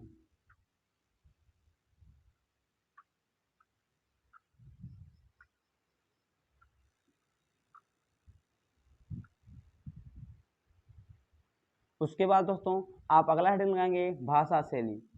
क्या लिखेंगे दोस्तों, भाषा शैली। इसमें लिखेंगे इनकी भाषा शुद्ध एवं परिष्कृत खड़ी बोली है। इनकी भाषा कैसी है दोस्तों, तो इनकी भाषा शुद्ध है, परिष्कृत है एवं खड़ी बोली है। इन्होंने अपनी भाषा में अनेक प्रकार के देशज शब्दों का प्रयोग किया है। फिर से देखेंगे एक बार फिर से देखेंगे दोस्तों, इनकी भाषा शुद्ध एवं परिष्कृत खड़ी बोली है। इन्होंने अपनी भाषा में अनेक प्रकार के देशज शब्दों का प्रयोग किया है। ठीक है दोस्तों, तो इतना आपको लिख देना है भाषा शैली में। अब चले बढ़ते हैं अगले हेडिंग की तरफ। अब दोस्तों आप लास्ट हेडिंग लगाएंगे हिंदी साहित्य में स्थान, यानी कि हिंदी साहित्य में इनका क्या स्थान था। इसमें आप लिखेंगे अग्रवाल जी हिंदी साहित्य में एक निबंधकार के रूप में प्रसिद्ध हैं। क्या है दोस्तों, अग्रवाल जी हिंदी साहित्य में एक निबंधकार के रूप में प्रसिद्ध हैं। पुरातत्व एवं अनुसंधान में इनका एक श्रेष्ठ स्थान है। किसमें दोस्तों, तो पुरातत्व विभाग में और अनुसंधान में खोजकर्ताओं में इनका क्या है, एक विशिष्ट स्थान है। आगे लिखा है दोस्तों,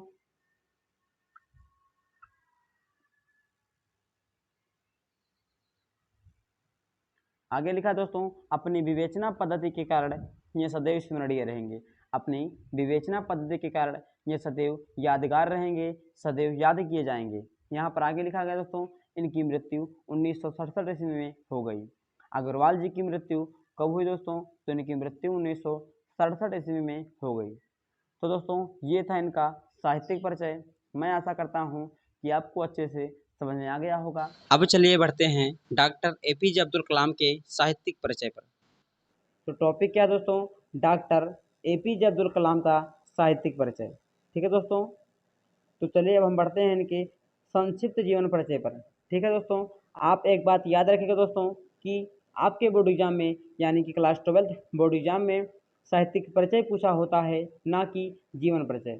ठीक है दोस्तों, तो आप इस बात का विशेष ध्यान रखिएगा कि आपको साहित्यिक परिचय का हेडिंग लगाना है, ना कि जीवन परिचय का, क्योंकि उसने साहित्यिक परिचय पूछा है, आपसे जीवन परिचय नहीं पूछा है। ठीक है दोस्तों, तो आप इन पॉइंट को याद रखिएगा। अब हम बढ़ते हैं चलिए इनके संक्षिप्त जीवन परिचय पर, जो आपको हेडिंग जीवन परिचय का नहीं लगाना है। ठीक है दोस्तों, तो यहाँ पर लिखा है भारत रत्न डॉक्टर एपीजे अब्दुल कलाम जी का जन्म 15 अक्टूबर 1931 ईस्वी को तमिलनाडु के रामेश्वर जिले धनुषकोडी में हुआ था। ठीक है दोस्तों, एक बार फिर से देखेंगे दोस्तों, डॉक्टर एपीजे अब्दुल कलाम जी का जन्म 15 अक्टूबर 1931 ईस्वी को तमिलनाडु के रामेश्वर जिले धनुषकोडी में हुआ था। ठीक है दोस्तों, आगे बढ़ते हैं। आगे लिखा है दोस्तों इनके पिता का नाम जैनुलाब्दीन था। इनके पिता का क्या नाम था दोस्तों, तो इनके पिताजी का नाम जैनुलाब्दीन था एवं इनका पूरा नाम अबुल पाकिर जैनुलाब्दीन अब्दुल कलाम था। ठीक है दोस्तों, एपीजे अब्दुल कलाम का पूरा नाम क्या था, तो ए से अबुल, पी से पाकिर, एपीजे तो जे से हो जाएगा जैनुलाब्दीन। एपीजे अब्दुल कलाम यानी कि इनका पूरा नाम अबुल पाकिर जैनुलाब्दीन अब्दुल कलाम था। ठीक है दोस्तों, तो मैं आशा करता हूँ कि आप इन सभी पॉइंट को अच्छे से याद कर लेंगे और इन्हें लिख देंगे। तो अब हम चलिए बढ़ते हैं इनके साहित्यिक परिचय की तरफ। अगला हेडिंग लगाएंगे दोस्तों साहित्यिक परिचय। ठीक है दोस्तों, क्या हेडिंग लगाएंगे, साहित्यिक परिचय। इसमें लिखेंगे डॉक्टर एपीजे अब्दुल कलाम जी ने अपनी रचनाओं द्वारा युवा जीवन को आगे बढ़ाने का मार्ग बताया है। क्या है दोस्तों, इन्होंने यानी कि डॉक्टर एपीजे अब्दुल कलाम जी ने अपनी रचनाओं के माध्यम से, अपनी रचनाओं के द्वारा युवा पीढ़ी को, जो हमारा युवा जीवन है, जो नई नई पीढ़ी आ रही है, उसको आगे बढ़ने का एक मार्ग बताया है। किसके द्वारा बताया है, तो अपनी रचनाओं के द्वारा युवा जीवन को, युवा पीढ़ी को, आने वाली अगली पीढ़ी को आगे बढ़ने का मार्ग बताया है। आगे लिखा दोस्तों, और यहाँ पर आगे लिखा गया है कि वर्ष 1962 ईस्वी में, कब, वर्ष 1962 ईस्वी में भारतीय अंतरिक्ष अनुसंधान संगठन में, कहाँ पर, 1962 ईस्वी में भारतीय अंतरिक्ष अनुसंधान संगठन में आने के बाद इन्होंने कई परियोजनाओं में अहम भूमिका निभाई। 1962 ईस्वी में भारतीय अंतरिक्ष अनुसंधान संगठन में आने के बाद इन्होंने, जब ये भारतीय अंतरिक्ष अनुसंधान संगठन में शामिल हो गए, उसके बाद इन्होंने कई परियोजनाओं में महत्वपूर्ण भूमिका निभाई। ठीक है दोस्तों, आगे बढ़ते हैं। यहाँ पर आगे लिखा गया है कि इन्होंने SLV-3, क्या लिखा है दोस्तों, इन्होंने SLV-3 के निर्माण में महत्वपूर्ण योगदान दिया। ये क्या था दोस्तों, तो जो SLV-3 एक क्या था, मिसाइल था, तो इन्होंने SLV-3 मिसाइल के निर्माण में महत्वपूर्ण योगदान दिया। इसी कारण आज इन्हें मिसाइल मैन के नाम से जाना जाता है। किसके नाम से जाना जाता है, आप सभी जानते होंगे कि डॉक्टर APJ अब्दुल कलाम को मिसाइल मैन के नाम से जाना जाता है। और दोस्तों आगे लिखा है, इन्हें अनेक पुरस्कार मिले, इन्हें अनेकों प्रकार के पुरस्कार क्या हुए, प्राप्त हुए। आगे देखेंगे दोस्तों, आगे यहाँ पर लिखा हुआ है कि भारत सरकार ने इन्हें 1991 एवं 1990 में पद्म विभूषण से सम्मानित किया। किससे सम्मानित किया, तो भारत सरकार ने इन्हें 1981 ईस्वी में एवं 1990 ईस्वी में पद्म विभूषण पुरस्कार से सम्मानित किया, और वर्ष 2002 से 2007 तक ये भारत के राष्ट्रपति रहे। ठीक है दोस्तों, तो जो हमारे APJ अब्दुल कलाम जी थे, वो 2002 से लेकर 2007 तक भारत के क्या रहे, राष्ट्रपति रहे। तो दोस्तों इतना हो गया हमारा साहित्यिक परिचय। ठीक है दोस्तों, इतना छोटा सा, ज़्यादा बड़ा नहीं है, तो इतना हमारा साहित्यिक परिचय था। अब चलिए हम आगे बढ़ते हैं। अब दोस्तों हम अगला हेडिंग लगाएंगे कृतियाँ, यानी कि डॉक्टर APJ अब्दुल कलाम की प्रमुख कृतियाँ क्या क्या थीं। तो इसमें लिखेंगे इनकी प्रमुख कृतियाँ निम्नलिखित हैं, इनकी रचनाएं जो हैं वो निम्नलिखित हैं। इन्होंने लिखा है इंडिया 2020, यानी इंडिया 2020। इनका सेकंड जो कृतियाँ हैं दोस्तों वो है भारत की आवाज़, विंग्स ऑफ फायर, हम होंगे कामयाब, और माई जर्नी। इनकी कितनी रचनाएं दोस्तों, इनकी जो है बहुत सी रचनाएं हैं, लेकिन कुछ रचनाएं जो हैं आपको बोर्ड एग्जाम में लिखना होगा। जैसे आप लिख सकते हैं इंडिया 2020, भारत की आवाज़, विंग्स ऑफ फायर, हम होंगे कामयाब, माई जर्नी। ठीक है दोस्तों, आप याद रखिएगा कि हम होंगे कामयाब, हम बिल्कुल कामयाब होंगे, हम लोग मेहनत कर रहे हैं, आप मेहनत कर रहे हैं, तो हम कामयाब तो ज़रूर होंगे। माई जर्नी यानी कि मेरा यात्रा। इन सभी जो रचनाएं हैं, इनके लेखक, इनके रचयिता कौन हैं, तो डॉक्टर APJ अब्दुल कलाम जी हैं। ठीक है दोस्तों, अब हम अगला हेडिंग लगाएंगे भाषा शैली। क्या दोस्तों, भाषा शैली। इसमें लिखेंगे कलाम जी की शैलियों एवं विचारों को समझना थोड़ा मुश्किल है। अब जो डॉक्टर APJ अब्दुल कलाम थे वो थे ही ऐसे कि इनके शैलियों को एवं इनके विचारों को समझना क्या है, बहुत ही मुश्किल है। इन्होंने नए नए मुहावरों का प्रयोग किया है। किसका प्रयोग किया दोस्तों, तो इन्होंने नए नए मुहावरों का प्रयोग किया है, एवं आगे लिखा दोस्तों उर्दू को आकार देने में इनकी अहम किरदार है। तो इतना हम लिख देंगे भाषा शैली में। अब चलिए बढ़ते हैं अपने अगले टॉपिक और लास्ट हेडिंग की तरफ। अब चलिए बढ़ते हैं अपने अगले हेडिंग की तरफ एवं लास्ट हेडिंग की तरफ। तो दोस्तों ये हमारा लास्ट हेडिंग है दोस्तों, क्या है, योगदान, यानी कि हिंदी साहित्य में डॉक्टर APJ अब्दुल कलाम का क्या योगदान था। इसमें लिखेंगे डॉक्टर APJ अब्दुल कलाम विचारों के धनी थे। किसके धनी थे, विचारों के धनी थे, इसीलिए तो हमने लिखा था कि इनके विचारों को समझना मुश्किल था। तो क्या लिखा है दोस्तों, क्या लिखा है दोस्तों, डॉक्टर APJ अब्दुल कलाम विचारों के धनी थे। ये देश के विकास एवं युवा पीढ़ी की जागरूकता की हमेशा चिंता करते थे। क्या दोस्तों, ये देश के विकास और जो आने वाली युवा पीढ़ी है उसको जागरूक करने के लिए ये हमेशा चिंतित रहते थे, उनकी चिंता करते थे। और भारत के विकास तथा वैज्ञानिक तरक्की की इन्होंने विशिष्ट सोच दी।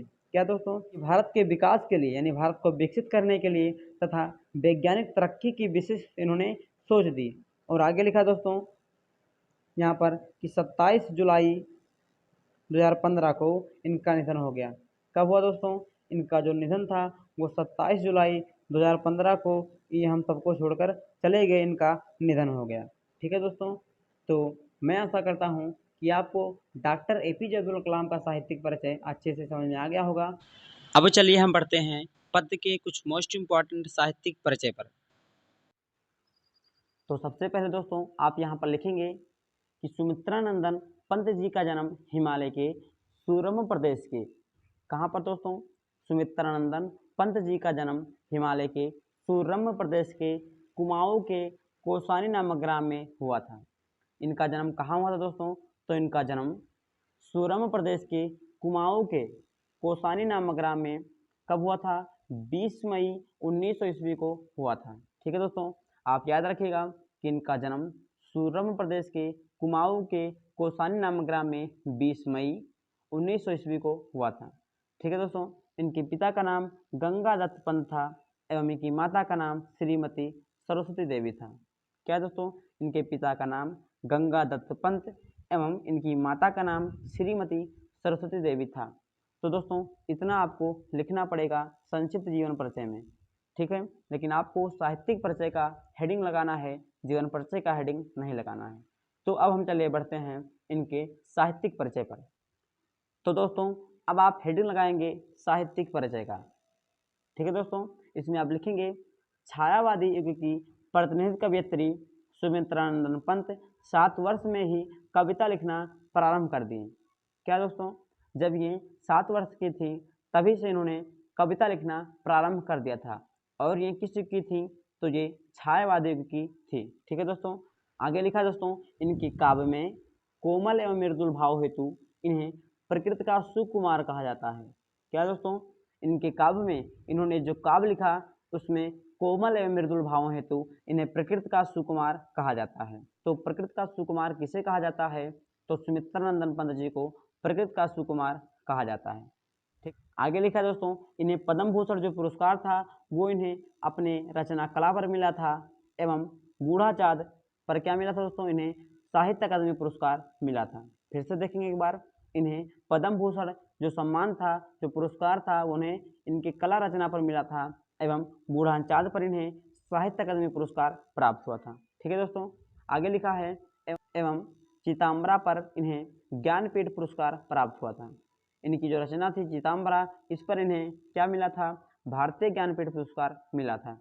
ये आकाशवाणी में हिंदी चीफ प्रोड्यूसर भी रहीं।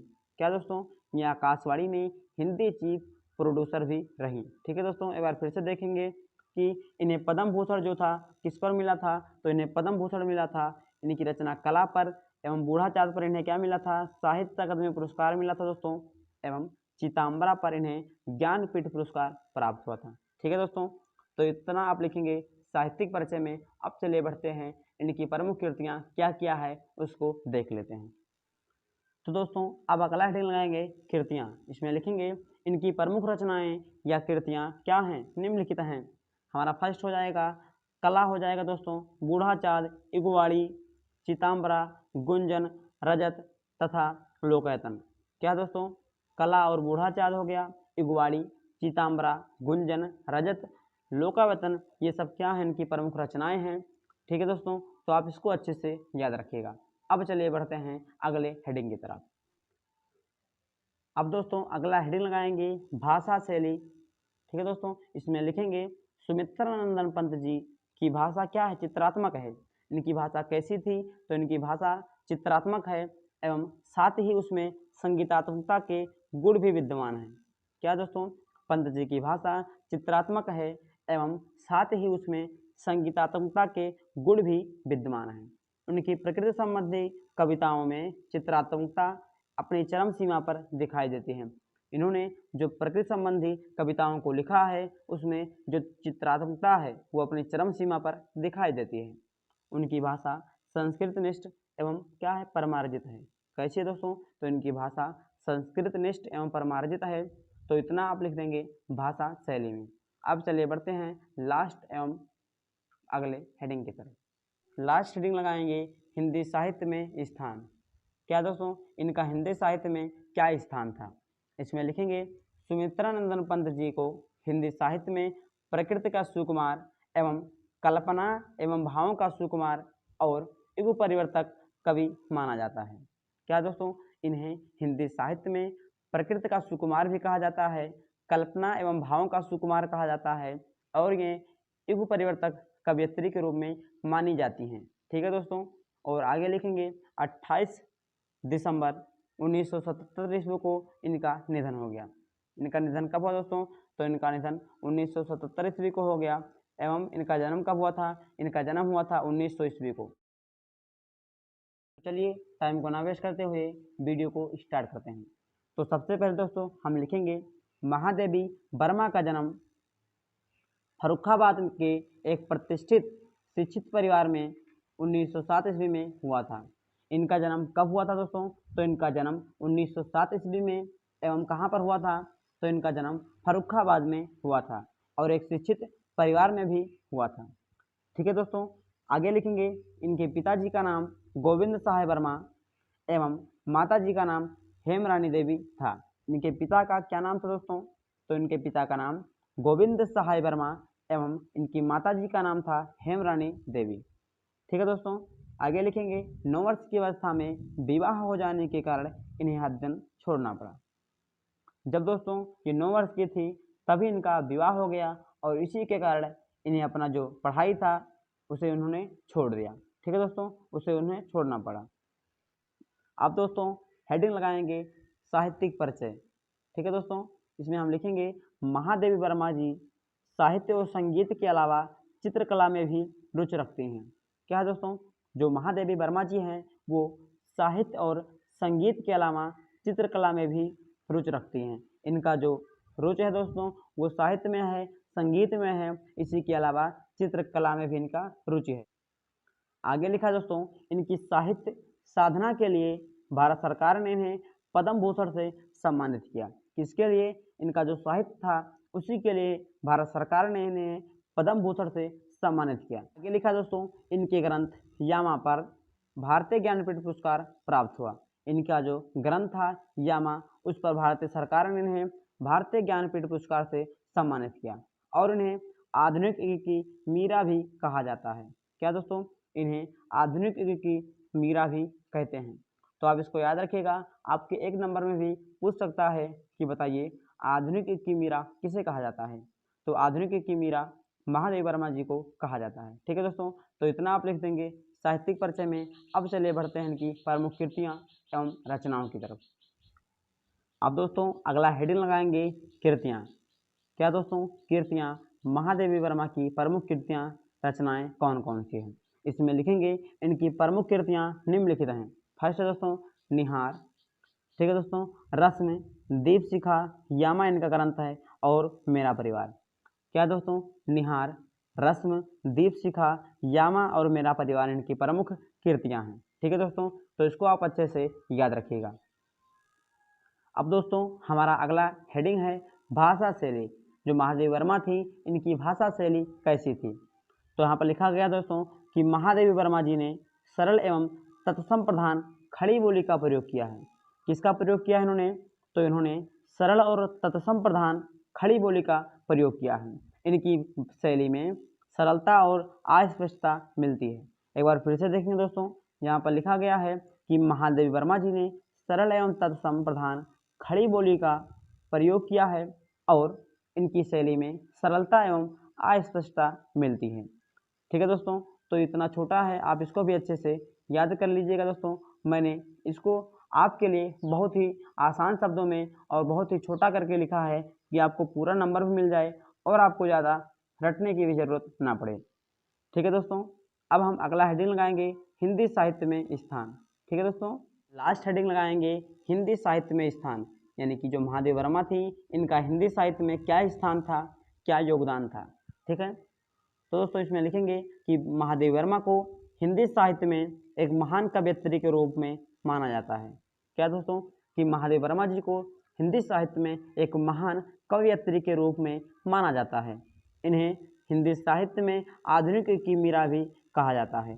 इसको मैंने दोस्तों आपको इनके साहित्यिक परिचय में बताया था और इसको आपको हिंदी साहित्य के स्थान में भी लिखना है कि इन्हें हिंदी साहित्य में आधुनिक युग की मीरा भी कहा जाता है। और आगे लिखा दोस्तों हिंदी के रहस्यवादी कवियों में इनका विशिष्ट स्थान है, विशेष स्थान है और इनका जो स्थान है वो सर्वोपरि है, सबसे ऊंचा है। अब दोस्तों हमारा अगला टॉपिक है पत्र लेखन, जो 6 नंबर का पूछा जाता है। इसको मैंने बहुत ही आसान शब्दों में लिखा है। तो अगर आपको वीडियो अच्छा लग रहा हो तो आप वीडियो को लाइक कर दीजिएगा एवं चैनल को सब्सक्राइब कर दीजिएगा। तो चलिए बढ़ते हैं पत्र लेखन की तरफ। कहाँ मिलते हैं तमन्नाओं के शहर, कि कहाँ मिलते हैं तमन्नाओं के शहर, चलना भी ज़रूरी है मंजिल को पाने के लिए। तो चलिए दोस्तों, टाइम को ना वेस्ट करते हुए वीडियो को स्टार्ट करते हैं। तो सबसे पहले दोस्तों आप लिखेंगे सेवा में। क्या लिखेंगे दोस्तों? यहाँ पर आप लिखेंगे सेवा में, उसके बाद यहाँ पर कामा देंगे। आपको दोस्तों कामा है और जो फुल स्टॉप है ये कहाँ पर लगाना है, यही सभी चीज़ें आपको देखी जाती हैं। ठीक है दोस्तों, तो आप लिखेंगे सेवा में, एक कामा देंगे, उसके बाद आप जिसको पत्र लिख रहे हैं आप उसका क्या लिखेंगे, नाम लिखेंगे। तो हम किसको पत्र लिख रहे हैं? तो जो हम पत्र लिख रहे हैं वो है स्वास्थ्य अधिकारी को। किसको दोस्तों? स्वास्थ्य अधिकारी को। तो जहाँ पर भी एक कामा देंगे और कहाँ से लिख रहे हैं, तो हम लिख रहे हैं कहाँ से, प्रयागराज से। ठीक है दोस्तों, यहाँ पर हम अपना पता लिखेंगे, यहाँ पर अपने गांव का नाम लिख सकते हैं, आप यहाँ पर कुछ भी लिख सकते हैं। ठीक है दोस्तों, तो सबसे पहले हम क्या लिखेंगे, सेवा में।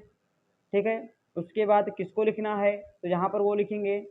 आप कहाँ से बिलोंग करते हैं, तो यहाँ पर उसको लिखेंगे। ठीक है दोस्तों, अब उसके बाद हम यहाँ आगे लिखेंगे क्या दोस्तों, यहाँ पर विषय, हम किस विषय पर पत्र लिख रहे हैं। तो हमारा जो विषय है दोस्तों वो है मच्छरों का बढ़ता प्रकोप। क्या दोस्तों? मच्छरों का बढ़ता प्रकोप, यानी कि जो मच्छरों का प्रकोप है वो बढ़ रहा है, हम उसी पर निबंध लिखने वाले हैं। विषय है मच्छरों का बढ़ता प्रकोप। ठीक है दोस्तों, इतना लिखने के बाद आप दोस्तों इतना याद रखिएगा, इसका फॉर्मेट आप याद रखिएगा। ठीक है दोस्तों, अब दोस्तों आगे लिखेंगे महोदय। क्या लिखेंगे? महोदय लिखेंगे। आगे लिखेंगे दोस्तों, मैं आपका ध्यान प्रयागराज में बढ़ते हुए मच्छरों की प्रकोप की ओर आकर्षित करना चाहता हूँ। क्या दोस्तों? कि मैं आपका ध्यान जो है वो प्रयागराज में जो मच्छरों का प्रकोप बढ़ रहा है उस पर हमें आकर्षित करना चाहता हूँ। ठीक है दोस्तों, अभी आप लिख रहे हैं तो आपके मन में जो भी क्वेश्चन है आप वहाँ पर लिख सकते हैं दोस्तों, और जो भी आपको पूछना है वो आप यहाँ पर लिख सकते हैं। तो क्या लिखें दोस्तों, कि मैं आपका ध्यान, आप ये समझ लीजिए कि मैं इसको खुद लिख रहा हूँ, और जब आप इसे खुद लिख रहे हैं तो आपके मन में जो भी क्वेश्चन उठ रहे हैं, जो भी चीज़ें आपको लिखना है आप उसको लिख सकते हैं।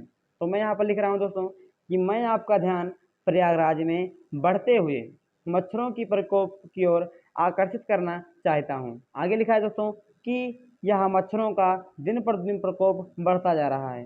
क्या दोस्तों? कि यहाँ पर जो मच्छरों का प्रकोप है वो दिन प्रतिदिन बढ़ता जा रहा है, और यहाँ की सड़कें खराब होने के कारण एवं सड़कों पर गड्ढे होने के कारण मच्छर और भी पनप रहे हैं। क्या लिखा है दोस्तों यहाँ पर, कि जो सड़कें हैं वो खराब हो गई हैं, जो सड़कों में गड्ढे हो गई हैं, उसमें मिट्टियाँ हैं, इसीलिए जो मच्छर हैं और भी ज़्यादा पनप रहे हैं, मच्छरों की जो तादाद है वो और भी बढ़ रही है। ठीक है, आगे लिखा है लोग मच्छरों से परेशान हो चुके हैं, मलेरिया लोगों में दिन प्रतिदिन बढ़ता जा रहा है। क्या लिखा है दोस्तों?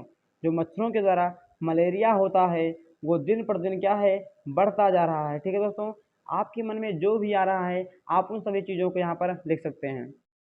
फिर से एक बार देखेंगे दोस्तों, यहाँ पर लिखा कि मैं आपका ध्यान प्रयागराज में बढ़ते हुए मच्छरों की प्रकोप की ओर आकर्षित करना चाहता हूँ, कि यहाँ मच्छरों का दिन प्रतिदिन प्रकोप क्या है, बढ़ता जा रहा है, और यहाँ की जो सड़कें हैं वो खराब होने के कारण, जो सड़कें हैं वो खराब हो गई हैं, इसी के कारण, और जो सड़कें हैं उन पर गड्ढे होने के कारण मच्छर का जो संख्या है, मच्छरों की जो संख्या है वो और भी बढ़ रही है।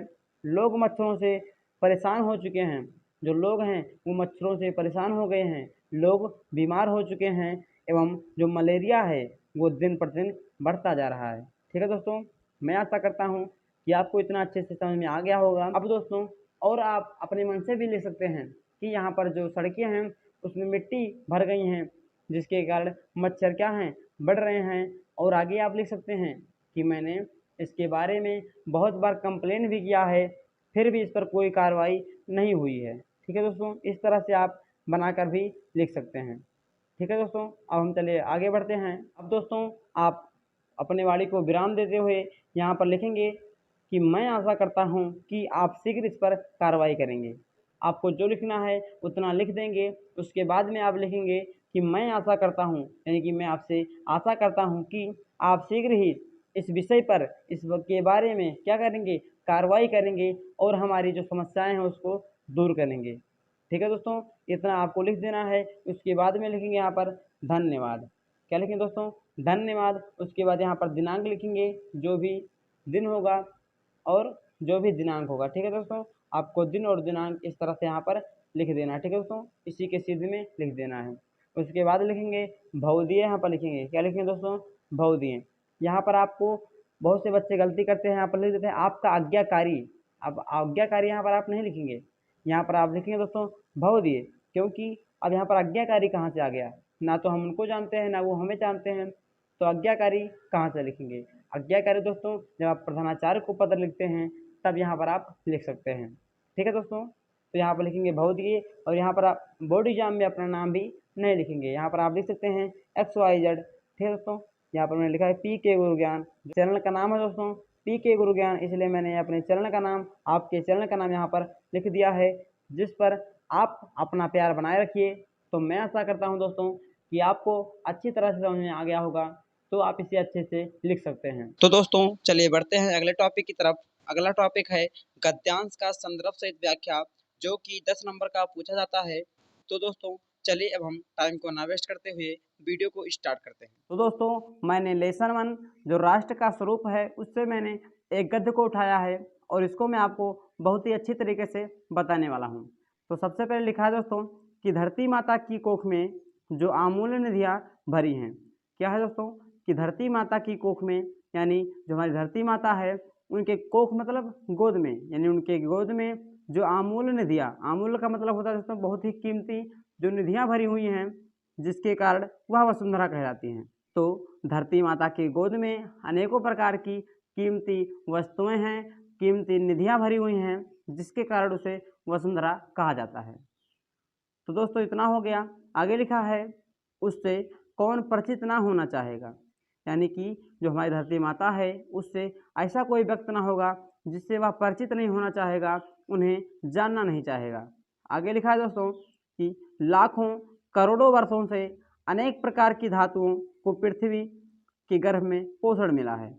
क्या लिखा गया है दोस्तों, लाखों करोड़ों वर्षों से अनेकों प्रकार की धातुओं को जो पृथ्वी है उसी के गर्भ में उन्हें पोषण मिला है। आगे लिखा है दोस्तों दिन रात बहने वाली नदियों ने पहाड़ों को पीस पीस कर अगणित प्रकार की मिट्टियों से पृथ्वी की देह को सजाया है। क्या दोस्तों कि दिन रात बहने वाली दिन रात जो नदियां बह रही हैं उन्होंने क्या किया है, पहाड़ों को पीस पीस कर, उनकी चट्टानों को पीस पीस कर अगणित, यानी कि जिन्हें गिना ना जा सके, जलोढ़ मिट्टी हो गया, लेटेराइट मिट्टी, अनेकों प्रकार की जितनी सभी मिट्टियां हैं उससे पृथ्वी की देह को सजाया है। एक बार फिर से देखेंगे दोस्तों कि धरती माता की कोख में अनेकों प्रकार की अमूल्य यानी कीमती निधियां भरी हुई हैं, इसी कारण उन्हें वसुंधरा कहा जाता है। उससे कौन परिचित ना होना चाहेगा, यानी ऐसा कोई व्यक्ति ना होगा जो उससे परिचित या उन्हें जानना नहीं चाहेगा। लाखों करोड़ों वर्षों से अनेक प्रकार की धातुओं को पृथ्वी के गर्भ में पोषण मिला है। दिन रात बहने वाली नदियों ने पहाड़ों को पीस पीस कर अगणित प्रकार की मिट्टियों से, यानी कि जो दिन रात जो नदियां बह रही हैं उन्होंने पहाड़ों को, उनके चट्टानों को पीस पीस कर क्या किया है, अनेकों प्रकार की मिट्टियों से, हमारे धरती पर अनेकों प्रकार की मिट्टियां पाई जाती हैं, उसी से पृथ्वी की देह को, पृथ्वी के शरीर को, इस पूरी पृथ्वी को सजाया है। तो मैं आशा करता हूं दोस्तों आपको ये जो पैराग्राफ है वो अच्छे से समझ में आ गया होगा। तो चलिए अब हम देख लेते हैं कि जब हमने इस पैराग्राफ को पढ़ा है तो आज इसके नीचे 5 क्वेश्चन दिए होंगे, एक क्वेश्चन 2 नंबर का होगा, यानी कि टोटल 10 नंबर आपको मिल जाएंगे। तो दोस्तों चलिए बढ़ते हैं फर्स्ट क्वेश्चन की तरफ।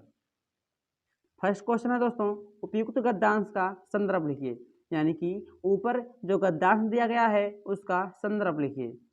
तो संदर्भ किस तरह से लिखते हैं दोस्तों, तो दोस्तों अगर आप किसी भी लेसन का, चाहे वो गद्य हो चाहे वो पद्य में से हो, अगर आप उसका संदर्भ लिखना चाहते हैं तो सबसे पहले आपको पता होना चाहिए कि उसके लेखक कौन हैं।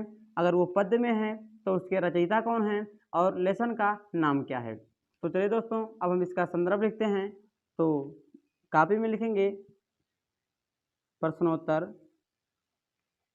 नंबर, जो प्रश्नोत्तर नंबर होगा दोस्तों यहाँ पर लिखेंगे।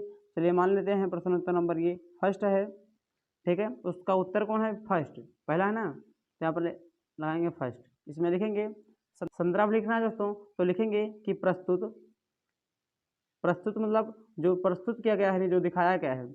और ये क्या है दोस्तों, गद्यांश। तो प्रस्तुत गद्यांश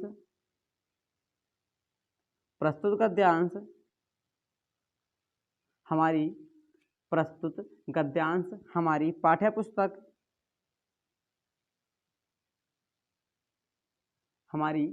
पुस्तक क्या लिखेंगे दोस्तों, प्रस्तुत गद्यांश हमारी पाठ्य पुस्तक, यानी कि ऊपर जो गद्यांश प्रस्तुत किया गया है, जो दिखाया गया है, वो हमारी पाठ्य पुस्तक लेसन का नाम क्या है दोस्तों। तो इसे आप ब्लैक पेन से लिखेंगे, राष्ट्र का स्वरूप, राष्ट्र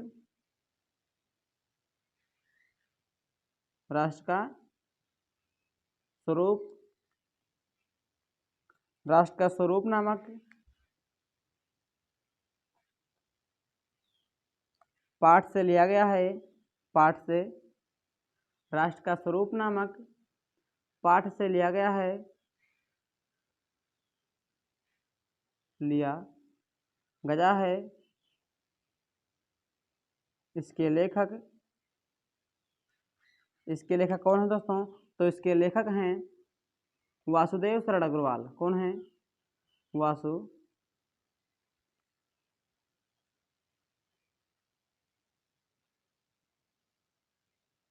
अग्रवाल हैं। कौन है दोस्तों, वासुदेव शरण अग्रवाल जी हैं। तो आप याद रखिएगा दोस्तों, अगर इस लेसन में कहीं पर धरती शब्द का प्रयोग किया गया है, कहीं पर राष्ट्र शब्द का प्रयोग किया गया है, तो आप समझ जाइएगा कि वो राष्ट्र के स्वरूप नामक लेसन से लिया गया है और उसके लेखक कौन हैं, वासुदेव शरण अग्रवाल जी हैं। आप यहाँ पर अंडरलाइन भी कर सकते हैं दोस्तों। तो फिर से देख लेंगे, क्या लिखेंगे कि संदर्भ में लिखेंगे प्रस्तुत गद्यांश हमारी पाठ्य पुस्तक, यानी कि ऊपर जो गद्यांश दिया गया है वो हमारी पाठ्य पुस्तक से, हमारे ही पाठ से, राष्ट्र का स्वरूप नामक पाठ से लिया गया है। इसके लेखक हैं वासुदेव शरण अग्रवाल जी हैं। आपको दोस्तों याद रखना है कि आपको यहाँ पर लेखक लिखना है, रचयिता नहीं लिखना है दोस्तों। तो चलिए अब हम देख लेते हैं कि सेकंड क्वेश्चन क्या है। सेकंड क्वेश्चन है दोस्तों कि रेखांकित अंश की व्याख्या कीजिए, यानी कि जितने लाइनों पर क्या किया गया है, रेखा खींची गई है, उस पर आप क्या कीजिए, उसका व्याख्या कीजिए। तो दोस्तों इतना आप अंडरलाइन कर लीजिएगा, गलती से मैंने इसको अंडरलाइन नहीं किया था। पोषण मिला है। अब हमें क्या करना है दोस्तों, अब जिन जिन लाइनों के नीचे रेखाएं खींची गई हैं उनका व्याख्या करना है। तो हम इसका व्याख्या करेंगे दोस्तों। अब दोस्तों रेखांकित अंश की व्याख्या में आपको कुछ नहीं करना है, आपको जो जो चीज़ें समझ में आ रही हैं आपको थोड़ा उसका परिवर्तन कर देना है, आपको थोड़ा परिवर्तन करके लिख देना है। तो यहाँ पर लिखेंगे, ये सेकंड क्वेश्चन का आंसर है। तो लिखेंगे दोस्तों कि यहाँ पर लिखा है कि धरती माता की कोख में जो अमूल्य निधियाँ भरी हैं। तो इसमें लिखेंगे कि धरती माता की, आपको दोस्तों थोड़ा परिवर्तन कर देना है। तो लिखेंगे धरती माता की गोद में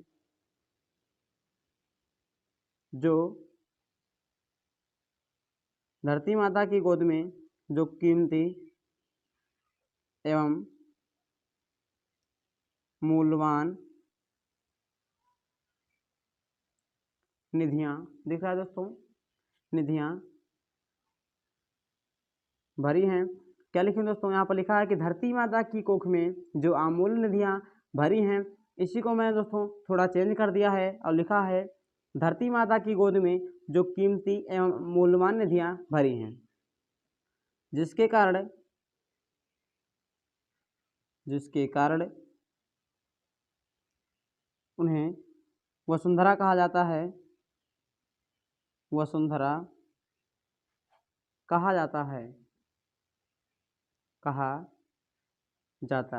बस दोस्तों आपका इतना हो गया।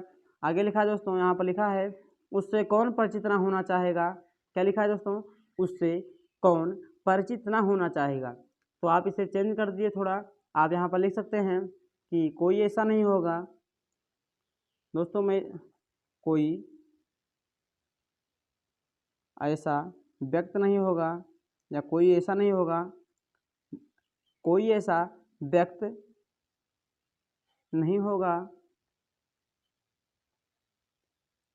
जो इससे परिचित ना होना चाहेगा, ना होना चाहेगा, चाहेगा। ठीक है दोस्तों, आगे लिखा है दोस्तों, लाखों करोड़ों वर्षों से अनेक प्रकार की धातुओं को पृथ्वी के गर्भ में पोषण मिला है। तो लिखेंगे अनेकों, इसको हम बदल कर लिखेंगे अनेकों, अनेकों वर्षों से विभिन्न प्रकार की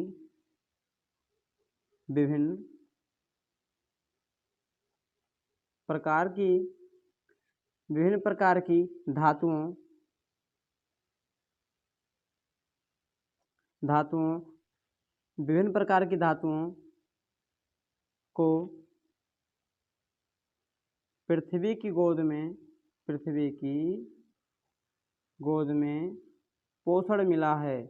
क्या मिला दोस्तों? पोषण मिला है। क्या दोस्तों? यहाँ पर लिखा है कि धरती माता की गोद में जो कीमती एवं मूल्यवान निधियाँ भरी हुई हैं या भरी हैं, जिसके कारण उन्हें वसुंधरा कहा जाता है। कोई ऐसा व्यक्ति नहीं होगा जो इससे परिचित ना होना चाहेगा। अनेकों वर्षों से विभिन्न प्रकार की धातुओं को पृथ्वी के गोद में पोषण मिला है। तो दोस्तों इतना आपका रेखांकित इसका व्याख्या हो जाएगा। और दोस्तों ये दोस्तों एकदम सही है, आपको 2 नंबर इस पर मिल जाएंगे। तो मैं आशा करता हूँ दोस्तों आप इसको देखने के बाद आप जो अन्य पैराग्राफ होंगे उसको भी आप अच्छे से कर पाएंगे। तो चलिए बढ़ते हैं तीसरे क्वेश्चन की तरफ कि तीसरा क्वेश्चन क्या है।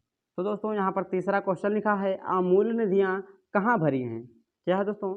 अमूल्य निधियाँ कहाँ भरी हैं। तो दोस्तों अभी हमने पढ़ा है कि अमूल्य निधियाँ कहाँ पर भरी हैं।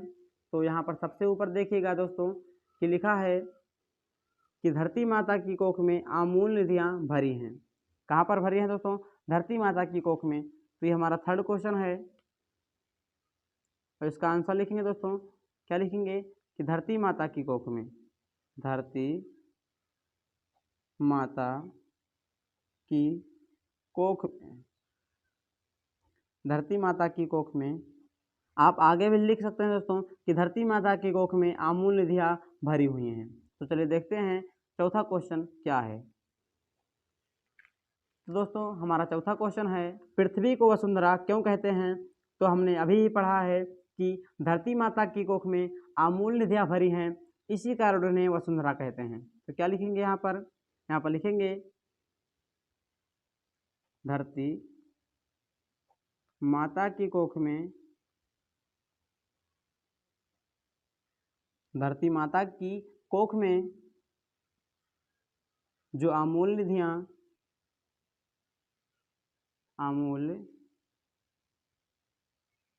निधियाँ भरी हैं,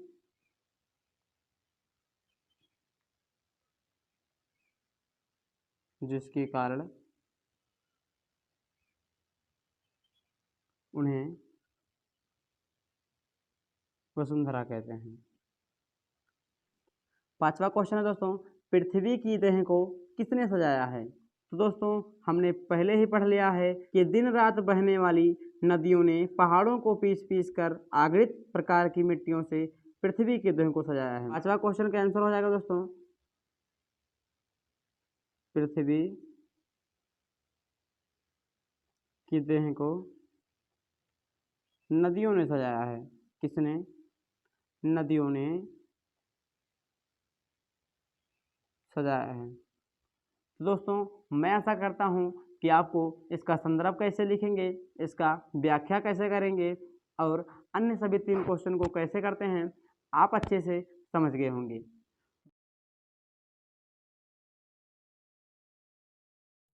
तो पैराग्राफ है दोस्तों, लज्जाशीला पथिक महिला जो कहीं दृष्टि आवे।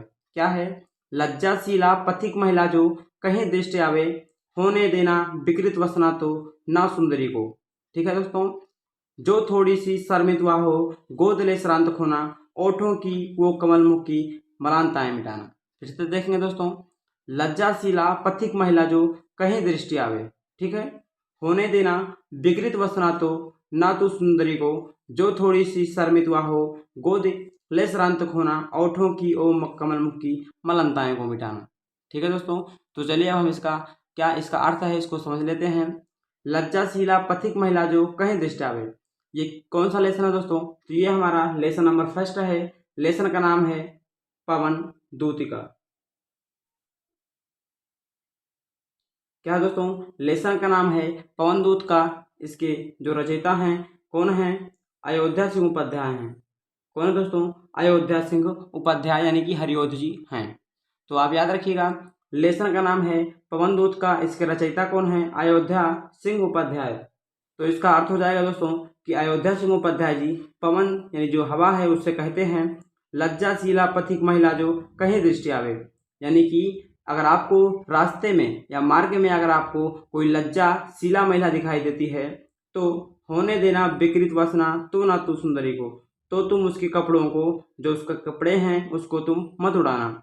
जो थोड़ी सी शर्मित वह हो गोद ले श्रांत खोना, अगर वह थोड़ी सी शर्मित करना होता है थकी हुई, अगर वह थोड़ी सी थकी हुई है तो तुम उसे अपने गोद में लेकर उसके सारे दुखों को मिटा देना। ओठों की वो कमल मुख की मलनताएं मिटाना, अगर उसके ओठ क्या हो सूखे हुए हैं तो अगर उसके कमल जैसे मुख ओठ क्या हैं सूखे हुए हैं तो उसकी सारी मलनताएं को मिटा देना। तो यही जो है लेखक किसे कहता है? पवन से कहता है। तो चलिए अब हम बढ़ते हैं क्वेश्चन की तरफ। तो क्वेश्चन नंबर फर्स्ट है, उपयुक्त पद्यांश के शीर्षक एवं कवि कौन है?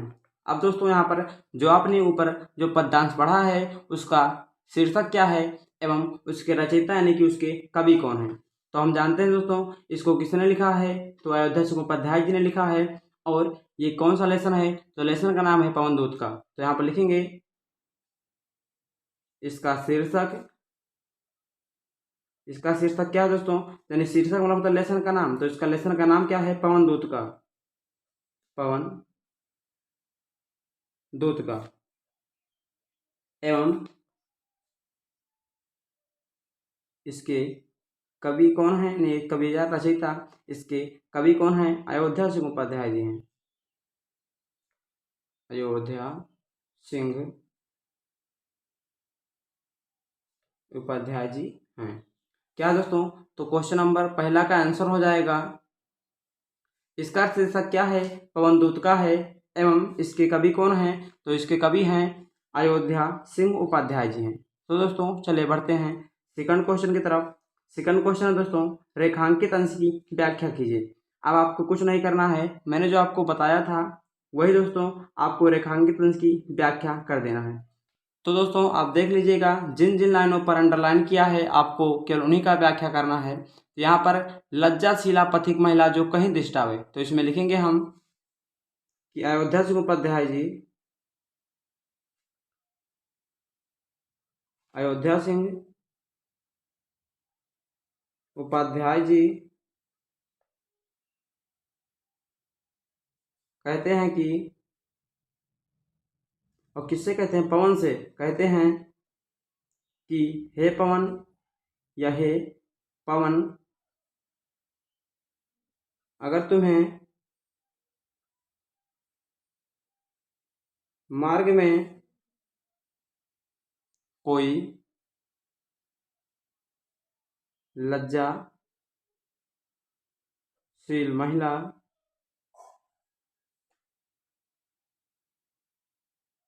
दिखाई देती है तो तुम उसके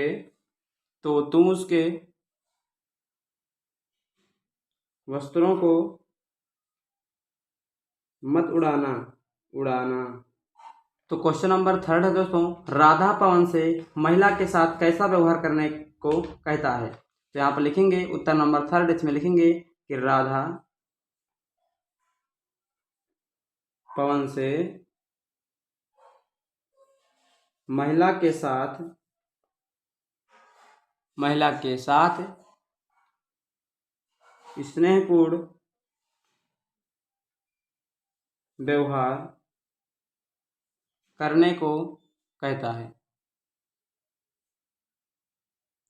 कैसा व्यवहार दोस्तों? जो राधा है वो पवन से महिला के साथ कैसा व्यवहार? स्नेहपूर्ण प्रेमपूर्ण व्यवहार करने को कहता है। तो चलिए बढ़ते हैं दोस्तों चौथे क्वेश्चन की तरफ कि हमारा चौथा क्वेश्चन क्या है। फोर्थ क्वेश्चन है दोस्तों, कौन किससे कह रहा है लज्जाशीला पथिक महिला जो कहीं दृष्टि आवे? तो इसका उत्तर हो जाएगा दोस्तों, लिखेंगे उत्तर। कौन सा उत्तर है? चौथा। तो यहाँ पर लिखेंगे कि राधा कह रही है ना, तो राधा पवन से कह रही है। राधा पवन से कह रही है। और आप आगे भी लिख सकते हैं कि राधा पवन से कहती है कि लज्जाशीला पथिक महिला जो कहीं दृष्टि आवे। ठीक है दोस्तों, तो चलिए बढ़ते हैं पांचवें क्वेश्चन की तरफ। पांचवा क्वेश्चन है, राधा पवन से पथिक का क्या मिटाने को कह रही है?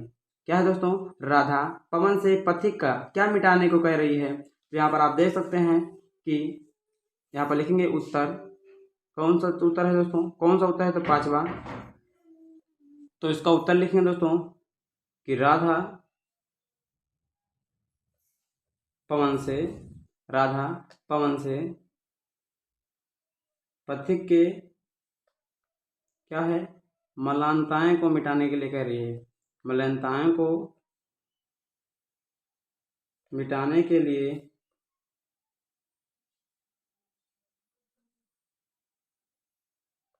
कह रही है। ठीक है दोस्तों, तो ये हो गया आपका पांचवें क्वेश्चन का भी आंसर। मैं आशा करता हूं कि आपको ये सभी क्वेश्चन अच्छे से समझ में आ गए होंगे और आप इसका संदर्भ सहित व्याख्या अच्छे से लिख पाएंगे। तो प्रथम हेडिंग लगाएंगे प्रस्तावना। कोई भी निबंध हो दोस्तों, सबसे पहले आपको हेडिंग प्रस्तावना का ही लगाना होता है। तो हम प्रथम हेडिंग लगाएंगे प्रस्तावना। इसमें लिखेंगे, आज अनेक समस्याएं भारत के विकास में बाधा उत्पन्न कर रही हैं। यानी कि आज अनेक प्रकार की समस्याएं, एक समस्या नहीं बल्कि अनेक प्रकार की समस्याएं भारत को विकसित होने में समस्या उत्पन्न कर रही हैं या बाधा उत्पन्न कर रही हैं। और बेरोजगारी उनमें से एक है। और क्या है दोस्तों? और बेरोजगारी उनमें से एक है। हर वर्ग का व्यक्ति इस समस्या से जूझ रहा है, चाहे वह मध्यम वर्ग का हो, चाहे वह निम्न वर्ग का हो और चाहे वह उच्च वर्ग का ही क्यों ना हो, सभी बेरोजगारी की समस्या से जूझ रहे हैं। तो आपको दोस्तों इतना प्रस्तावना में लिख देना है। तो मैं आशा करता हूँ कि आप इसको अच्छे से आपको समझ में आ गया होगा और आप इसे लिख देंगे। तो आपको इतना दोस्तों प्रस्तावना में लिख देना है। इसमें क्या लिखना है कि आज अनेक प्रकार की समस्याएं भारत को विकसित होने में बाधा उत्पन्न कर रही हैं और उसमें से बेरोजगारी क्या है? एक है। हर वर्ग का व्यक्ति इस बेरोजगारी की समस्या से जूझ रहा है या परेशान है, चाहे वह मध्यम वर्ग का हो, चाहे वह निम्न वर्ग का हो और चाहे वह उच्च वर्ग का क्यों ना हो, सभी बेरोजगारी की समस्या से परेशान हैं। तो इतना आपको प्रस्तावना में लिख देना है। उसके बाद अगला हेडिंग लगाएंगे बेरोजगारी का अर्थ है। तो बेरोजगारी का अर्थ है जब कोई व्यक्ति काम करने के योग्य हो तथा काम करने का इच्छुक हो फिर भी उसे काम न मिले। यानी कि बेरोजगारी का क्या मतलब होता है दोस्तों? तो बेरोजगारी का मतलब होता है कि जब कोई व्यक्ति क्या हो, काम करने के योग्य हो, यानी वो उतनी उसमें एबिलिटी उतनी हो कि वो काम को कर सकेगा और काम करने के इच्छुक भी हो, उसका जो मन उस काम में लग रहा है, फिर भी उसे काम ना मिले। यानी वो इच्छुक है और उस एबल भी है, उस योग्य भी है, फिर भी अगर उसे काम ना मिले तो उसी को हम बेरोजगारी कहते हैं। आप सबको पता होगा दोस्तों बेरोजगारी की समस्या आज कितनी बढ़ रही है। आगे लिखेंगे, फिर भी उसे काम ना मिले, यानी वो काम करने के योग्य हो और काम करने के इच्छुक हो फिर भी उसे काम न मिले, वही क्या है? बेरोजगारी है। और वह काम के अभाव में बेकार हो, यानी काम का जो अभाव यानी कमी हो उसमें, वो क्या हो? उसमें बेकार हो। आगे लिखेंगे, कुछ बेरोजगार काम पर लगे हैं और वह अपनी योग्यता से कम धन पाते हैं। अर्थात इसका मतलब ये है कि कुछ लोग जो बेरोजगार तो है ही, लेकिन कुछ लोग ऐसे हैं जो काम पर भी लगे हैं, फिर भी उन्हें जितना धन मिलना चाहिए, उन्हें जितने पैसे मिलने चाहिए, उन्हें उतने पैसे नहीं मिलते हैं। इसलिए वह स्वयं को बेरोजगार ही मानते हैं। यानी उन्हें जितना पैसा मिलना चाहिए उन्हें उसे नहीं मिल रहा है, इसलिए वह स्वयं को बेरोजगार ही मानते हैं। बेरोजगारी के कारण देश का विकास रुक जाता है। यानी कि जब सभी लोग बेरोजगार होंगे तो देश का जो विकास है वो क्या होगा? रुक जाएगा, हमारा देश विकसित नहीं हो पाएगा। एक सर्वेक्षण के अनुसार 1985 ईस्वी में 3 करोड़ से अधिक थी यानी कि जो बेरोजगारी थी वो 1985 ईस्वी में एक सर्वेक्षण हुई थी, उसमें कितनी थी, 3 करोड़ थी, और अब प्रत्येक वर्ष 70 लाख की गति से बढ़ रही है। यानी कि प्रत्येक वर्ष 70 लाख लोग क्या हैं, बेरोजगार होते जा रहे हैं। तो इतना आपको दोस्तों बेरोजगारी का अर्थ क्या होता है इसमें आपको लिख देना है। तो उसके बाद चलिए आगे देखते हैं। तो थर्ड हेडिंग लगाएंगे बेरोजगारी के कारण, यानी बेरोजगारी के कौन कौन से कारण हो सकते हैं। इसमें लिखेंगे हमारे देश में बेरोजगारी के निम्न कारण हो सकते हैं, जैसे जनसंख्या में वृद्धि, जनसंख्या में तीव्र गति से वृद्धि, कुटीर उद्योगों की उपेक्षा करना, यानी जो कुटीर उद्योग है उसकी उपेक्षा करना, उस पर ध्यान न देना, औद्योगिकरण की मंद प्रक्रिया, जो औद्योगिकरण है उसकी प्रक्रिया क्या है, मंद होना भी क्या है, बेरोजगारी का एक बहुत बड़ा कारण है। एवं कृषि का पिछड़ापन, यानी जो कृषि है वो क्या है, पिछड़ता जा रहा है दिन पर दिन, तो बेरोजगारी का बहुत बड़ा कारण यह भी हो सकता है। कुशल एवं प्रशिक्षित व्यक्तियों की कमी, यानी कि कुशल एवं जो प्रशिक्षित है उनकी कमी होना, यह भी एक कारण हो सकता है दोस्तों। एवं इसके मानसून की अनियमितता, जो मानसून है वो उसका नियमित ना होना, एवं भारी संख्या में शरणार्थियों का आगमन, स्व रोजगार के साधनों की कमी आदि बहुत से बेरोजगारी के कारण हो सकते हैं। तो इसको दोस्तों आपको रटना बिल्कुल नहीं है, आप बेरोजगारी के कारण में बहुत से कारण लिख सकते हैं, आपको पता होगा। इसमें आप लिख सकते हैं कि जनसंख्या में वृद्धि होना, मातृ मृत्यु दर कम होना, और लिख सकते हैं कि कुटीर उद्योगों की उपेक्षा करना, और लिख सकते हैं कि कृषि का पिछड़ापन होना। इस तरह से आप बहुत प्रकार के कारण इसके लिख सकते हैं।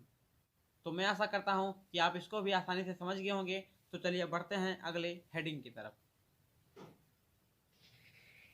चौथा हेडिंग लगाएंगे बेरोजगारी के उपाय, यानी बेरोजगारी के कौन कौन से उपाय हैं, बेरोजगारी को दूर करने के कौन कौन से उपाय हैं।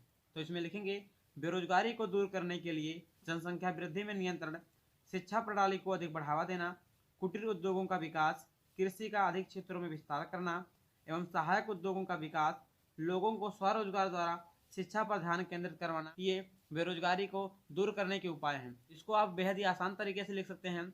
जो आपने बेरोजगारी के कारण में लिखा था, अगर आप उसी का उल्टा कर देंगे यानी उसी का विपरीत कर देंगे तो आप उसे बेरोजगारी के उपाय में लिख सकते हैं। यानी कि जैसे कि आपने बेरोजगारी के कारण में लिखा था कि जनसंख्या में तीव्र गति से वृद्धि होना, तो यहाँ पर आप क्या लिख सकते हैं, यहाँ पर आप लिख सकते हैं कि जनसंख्या वृद्धि में नियंत्रण करना। आपने उसमें लिखा था कि कृषि का पिछड़ापन, तो आप इसमें लिख सकते हैं कृषि को बढ़ावा देना। आपने वहाँ पे लिखा था कि शिक्षा की कमी होना, और यहाँ पर आप लिख सकते हैं कि शिक्षा को बढ़ावा देना। आप इसी प्रकार के बेरोजगारी के उपाय और बेरोजगारी के कारण में बहुत से कारण लिख सकते हैं। तो मैं आशा करता हूँ दोस्तों आप इसको भी अच्छे से लिख देंगे। तो चलिए बढ़ते हैं लास्ट हेडिंग की तरफ। तो हमारा लास्ट हेडिंग है उपसंहार। आप कोई भी निबंध लिखेंगे तो आपको प्रस्तावना एवं उपसंहार की हेडिंग लगानी होगी। इसमें आप लिखेंगे बेरोजगारी किसी भी देश के लिए एक अभिशाप से कम नहीं है, यानी जो बेरोजगारी है वो कोई भी देश हो उसके लिए ये एक अभिशाप से कम नहीं है। इसके कारण नागरिकों का जीवन बुरी तरह से प्रभावित होता है, यानी कि बेरोजगारी के कारण जो नागरिकों का जीवन होता है उस पर बहुत बुरा प्रभाव पड़ता है, और देश की आर्थिक स्थिति भी बाधित होती है। और हमारे देश की जो आर्थिक स्थिति होती है उसमें भी क्या होती है, उसमें भी समस्या आती है। और आगे लिखेंगे हमारी सरकार इससे क्या है दोस्तों, हमारी सरकार इससे जागरूक है और बहुत महत्वपूर्ण कदम भी उठाए हैं। यानी जो हमारी सरकार है वो इससे जागरूक है और अनेक प्रकार के इसके लिए कदम भी उठा रही है, जैसे परिवार नियोजन, बैंकों का राष्ट्रीयकरण, नए नए उद्योगों की स्थापना। ये बेरोजगारी को दूर करने में हद तक सहायक सिद्ध हुए हैं। यानी कि जो सरकार हमारी है वो अनेक प्रकार की जो कदम उठाई हैं, जैसे कि परिवार नियोजन, बैंकों का राष्ट्रीयकरण, नए नए उद्योगों की स्थापना, ये जो कदम उठाए हैं इससे हद तक हमें क्या हुआ है, सहायता मिली है, और ये क्या है, सहायक सिद्ध हुई है। उसके बाद लिखेंगे और इसको अधिक प्रभावी बनाने की आवश्यकता है, यानी कि इससे जो हमें सहायता मिली है इसमें हमें और अधिक सुधार करने की आवश्यकता है। तो आपको इतना दोस्तों उपसंहार में लिख देना। तो क्लास 12 हिंदी महत्वपूर्ण प्रश्न, जो प्रश्न है दोस्तों वो मैंने मुहावरे एवं लोकोक्तियों से उठाया है, जो क्लास 12 बोर्ड एग्जाम के लिए मोस्ट इम्पॉर्टेंट है। तो आप इन सभी क्वेश्चन को अच्छे से तैयार कर लीजिएगा, ठीक है दोस्तों। तो चलिए टाइम को ना वेस्ट करते हुए वीडियो को स्टार्ट करते हैं, ठीक है दोस्तों। फर्स्ट क्वेश्चन है दोस्तों अपना उल्लू सीधा करना। क्या दोस्तों, अपना उल्लू सीधा करना, इसका मतलब क्या होता है? तो इसका मतलब होता है दोस्तों अपना काम निकालना। क्या होता है दोस्तों? अपना काम निकालना। आप याद रखिएगा तो हम इसका वाक्य प्रयोग करेंगे। तो इसका वाक्य प्रयोग दोस्तों आप अपने हिसाब से कुछ भी कर सकते हैं, ठीक है। अब अपना काम निकालना, इसको आप वाक्य में प्रयोग कर दीजिए, वही हो गया वाक्य प्रयोग। तो इसका वाक्य प्रयोग हम लिख सकते हैं दोस्तों, कुछ लोग अपना काम निकालने के लिए क्या करते हैं, दूसरों को हानि पहुंचाते हैं, ठीक है। अपना उल्लू सीधा करना, इसका मतलब होता है अपना काम निकालना। वाक्य प्रयोग हो जाएगा, कुछ लोग अपना काम निकालने के लिए क्या करते हैं, दूसरों को हानि पहुंचाते हैं, ठीक है दोस्तों। चलिए बढ़ते हैं सेकंड क्वेश्चन की तरफ। सेकंड क्वेश्चन है दोस्तों, आँखों का तारा। क्या है दोस्तों, आँखों का तारा, इसका मतलब होता है अत्यधिक प्यारा। क्या है, आँखों का तारा, इसका मतलब होता है अत्यधिक प्यारा, बहुत ही प्यारा, ठीक है दोस्तों। अब इसका हम वाक्य प्रयोग करेंगे, तो यहाँ पर हेडिंग लगाएंगे वाक्य प्रयोग। क्या दोस्तों, वाक्य प्रयोग। यहाँ पर लिखेंगे गणेश अपने माता पिता के आँख के तारे थे। क्या है दोस्तों, गणेश अपने माता पिता के आँख के तारे थे। वैसे सभी तो अपने माता पिता के आँख के प्यारे होते हैं, तो यहाँ पर आप कुछ भी लिख सकते हैं, ठीक है दोस्तों। तो चलिए बढ़ते हैं अब थर्ड क्वेश्चन की तरफ, यानी कि जो हमारा थर्ड अब मुहावरा है वो यह है कि अपने पैरों पर खड़ा होना। क्या दोस्तों, अपने पैरों पर खड़ा होना, इसका अर्थ होता है स्वावलंबी होना, ठीक है दोस्तों। क्या होता है, स्वावलंबी होना। इसका वाक्य में जब प्रयोग करेंगे तो यहाँ पर लिखेंगे कि मैं अपने पैरों पर खड़ा होना चाहता हूँ। लोग कहते हैं ना कि अब मैं अपने पैरों पर खड़ा होना चाहता हूँ, या मैं अपने पैरों पर खड़ा हो गया हूँ। आप यहाँ पर वाक्य प्रयोग करना है, आप कुछ भी यहाँ पर वाक्य में प्रयोग कर सकते हैं, ठीक है। मैंने मान लो बोल दिया कि सूरज का वाक्य में प्रयोग करो, तो आप सूरज का वाक्य में किस तरह प्रयोग करेंगे कि सूरज से हमें प्रकाश मिलता है, ठीक है, उष्मा मिलती है। आप कुछ भी प्रयोग कर दीजिए, वही हो गया वाक्य प्रयोग। अगला क्वेश्चन है दोस्तों, ऊँट के मुंह में जीरा, इसका मतलब होता है कम मात्रा में मिलना। क्या होता है दोस्तों, ऊँट के मुंह में जीरा का मतलब होता है, इसका अर्थ होता है कम मात्रा में मिलना, ठीक है। इसका वाक्य में प्रयोग करेंगे, राम ने श्याम को 10,000 रुपये मांगने पर 1,000 रुपये दिए। क्या है वाक्य में प्रयोग, राम ने श्याम को 10,000 रुपये मांगने पर कितने दिए, 1,000 दिए। तो ये ऊँट के मुंह में जीरा ही तो हुआ। ऊँट के मुंह में जीरा का मतलब क्या होता है, कम मात्रा में मिलना, यानी जब आपको आवश्यकता ज़्यादा की हो और आपको कम मात्रा में मिले तो क्या हो जाएगा, वही होगा ऊँट के मुंह में जीरा। तो दोस्तों अगला हमारा जो मुहावरा है वो है ईद का चाँद होना। क्या दोस्तों, ईद का चाँद होना, इसका मतलब होता है कि बहुत दिन के बाद दिखाई देना। लोग बोलते हैं ना, आपके दोस्त यार और गांव में भी बोलते हैं कि अरे भाई आप तो ईद के चाँद हो गए हो। इसका मतलब होता है कि आप तो बहुत दिन बाद दिखाई दिए हो, तो इसका मतलब हो जाएगा बहुत दिनों के बाद दिखाई देना।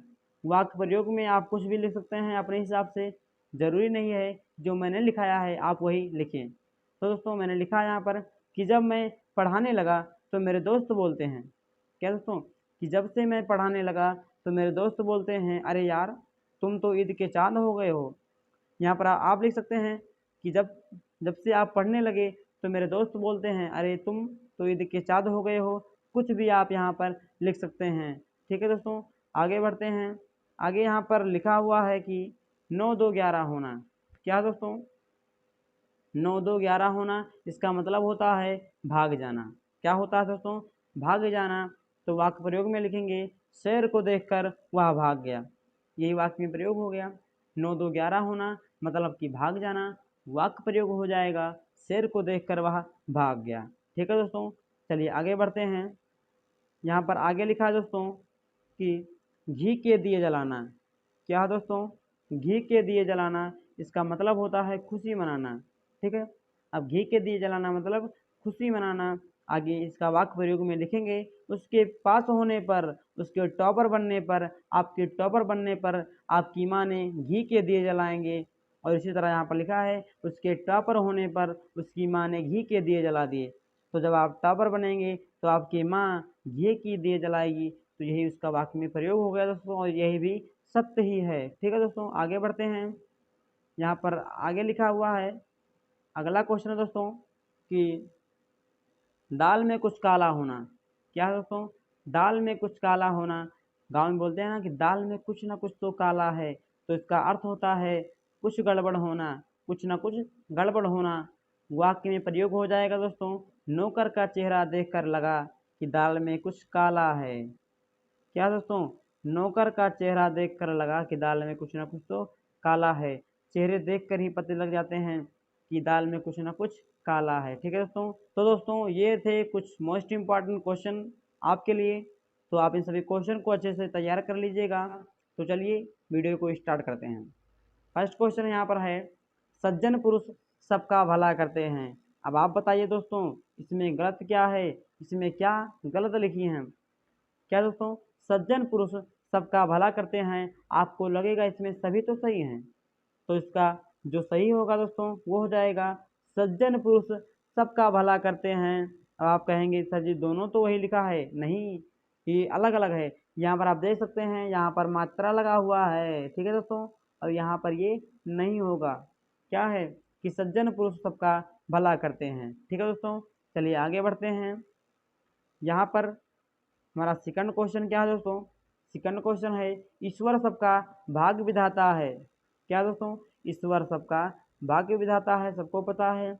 तो इसका जो सही हो जाएगा दोस्तों, इसका जब हम शुद्ध करेंगे तो वो हो जाएगा ईश्वर सबका भाग्य विधाता है। क्या होता है, भाग्य थोड़ी ना होता है, क्या होता है दोस्तों, भाग्य होता है। तो इसका राइट हो जाएगा ईश्वर सबका भाग्य विधाता है। ठीक है दोस्तों, ठीक है दोस्तों, आगे बढ़ेंगे। यहाँ पर लिखा है उसका भविष्य उज्जवल हो। क्या लिखा है, उसका भविष्य उज्जवल हो। अब आप कमेंट करके बताइए कि इसका शुद्ध वर्तनी क्या होगा, इसका शुद्ध शब्द, इसका शुद्ध वाक्य क्या होगा। तो इसका राइट जो आंसर दोस्तों वो है उसका भविष्य उज्जवल हो। यहाँ पर जो पूरा जा लिखा है दोस्तों, यहाँ पर पूरा जा नहीं होगा, छोटा ऊ होगा, आधा जा, एक बार और जा, और वाह अवला। ठीक है दोस्तों, तो उसका भविष्य उज्जवल हो। तो मैं आशा करता हूँ दोस्तों आपको अच्छे से समझ में आ रहा होगा। आगे बढ़ेंगे दोस्तों। चौथा हमारा क्वेश्चन है, संतोष का फल मीठा होता है। सभी जानते हैं कि संतोष का फल क्या होता है, मीठा होता है। सब्र का फल मीठा होता है। आप मेहनत करते रहिए, आपका जो परिणाम आएगा, जो रिजल्ट आएगा, बहुत ही बेहतर आएगा। तो इसका जो हमारा शुद्ध वाक्य हो जाएगा वो होगा संतोष, क्या होगा जाएगा, संतोष का फल मीठा होता है। ठीक है दोस्तों, आगे बढ़ेंगे। यहाँ पर लिखा है कि मेरे को जाना है। क्या लिखा है दोस्तों, मेरे को जाना है। तो इसका शुद्ध वाक्य क्या होगा, मुझे जाना है। आप अच्छे से बोलिए, क्या हो जाएगा दोस्तों, मुझे जाना है। आगे बढ़ेंगे दोस्तों। छठवां क्वेश्चन यहाँ पर लिखा है, सीता एक गुणवान स्त्री है। क्या दोस्तों, सीता एक गुणवान स्त्री है। इसका शुद्ध वाक्य हो जाएगा सीता एक गुणवती स्त्री है।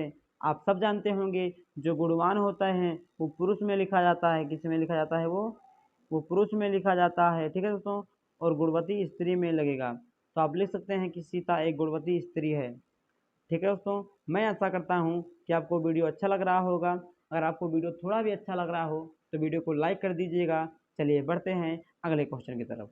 अगला क्वेश्चन है दोस्तों, आज रविवार का दिन है, लेकिन इसमें कुछ गलत है, आपको सही करना है। क्या दोस्तों, आज रविवार का दिन है, तो इसमें क्या गलत है। तो इसका शुद्ध वाक्य हो जाएगा आज रविवार है। अरे रविवार तो एक दिन है दोस्तों, तो यहाँ पर दिन लिखने की क्या हो सकता है, दिन लिखने की क्या हो सकता है। तो आप लिख सकते हैं आज रविवार है, सिंपल सी बात है। अगला क्वेश्चन है, हिमालय पर्वत सबसे ऊंचा पर्वत है। क्या दोस्तों, हिमालय पर्वत सबसे ऊंचा पर्वत है। तो यहाँ इसका जो शुद्ध वाक्य हो जाएगा हिमालय पर्वत सबसे ऊंचा है। हिमालय पर्वत, ये पर्वत ही है ना, तो यहाँ पर ऊंचा यानी पर्वत लिखने की क्या हो सकता है। तो इसका शुद्ध वाक्य हो जाएगा हिमालय पर्वत सबसे ऊंचा पर्वत है। ठीक है दोस्तों, चलिए आगे बढ़ते हैं। यहाँ पर आगे लिखा हुआ है, क्वेश्चन नंबर 9 है दोस्तों, ईश्वर के अनेकों रूप हैं। क्या दोस्तों, ईश्वर के अनेकों रूप हैं।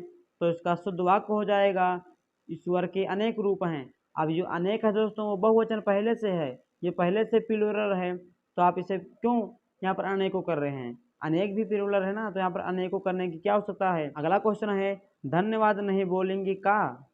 ये क्या है दोस्तों कि धन्यवाद नहीं बोलेंगे का, ये तो सरासर गलत है दोस्तों। तो इसका राइट हो जाएगा, इसका शुद्ध वाक्य हो जाएगा धन्यवाद नहीं बोलेंगे। आप सीधा सीधा लिख दीजिए कि धन्यवाद नहीं बोलेंगे। तो दोस्तों आप भी धन्यवाद बोल दीजिएगा अगर आपको वीडियो अच्छा लगा हो, ठीक है, आपको थोड़ा भी अगर हेल्पफुल लगा हो तो। अगला एवं लास्ट जो हमारा, ठीक है, क्वेश्चन है वो है चैनल को सब्सक्राइब करिए। क्या दोस्तों, चैनल को सब्सक्राइब करिए। अब आप बताइए कि इसका राइट क्या हो जाएगा, इसका शुद्ध वाक्य क्या होगा। तो इसका शुद्ध वाक्य हो जाएगा दोस्तों, चैनल को सब्सक्राइब करिए। यहाँ पर करिए आपने क्यों लिख दिया, यहाँ पर इसका शुद्ध वाक्य होगा चैनल को सब्सक्राइब कीजिए। क्या हो जाएगा दोस्तों, चैनल को सब्सक्राइब कीजिए। और आप भी चैनल को सब्सक्राइब कर लीजिए दोस्तों जल्दी से, ठीक है, आप भी चैनल को जल्दी से सब्सक्राइब कर लीजिए। तो दोस्तों आज के लिए इतना ही। अगर आपको वीडियो अच्छा लगा हो, वीडियो को लाइक कर दीजिएगा, दोस्तों में शेयर कर दीजिएगा। हम ऐसे ही बेहतरीन वीडियो को पाने के लिए चैनल को सब्सक्राइब कर दीजिएगा। फिर मिलते हैं अगले वीडियो में, तब तक के लिए जय हिंद, वंदे मातरम।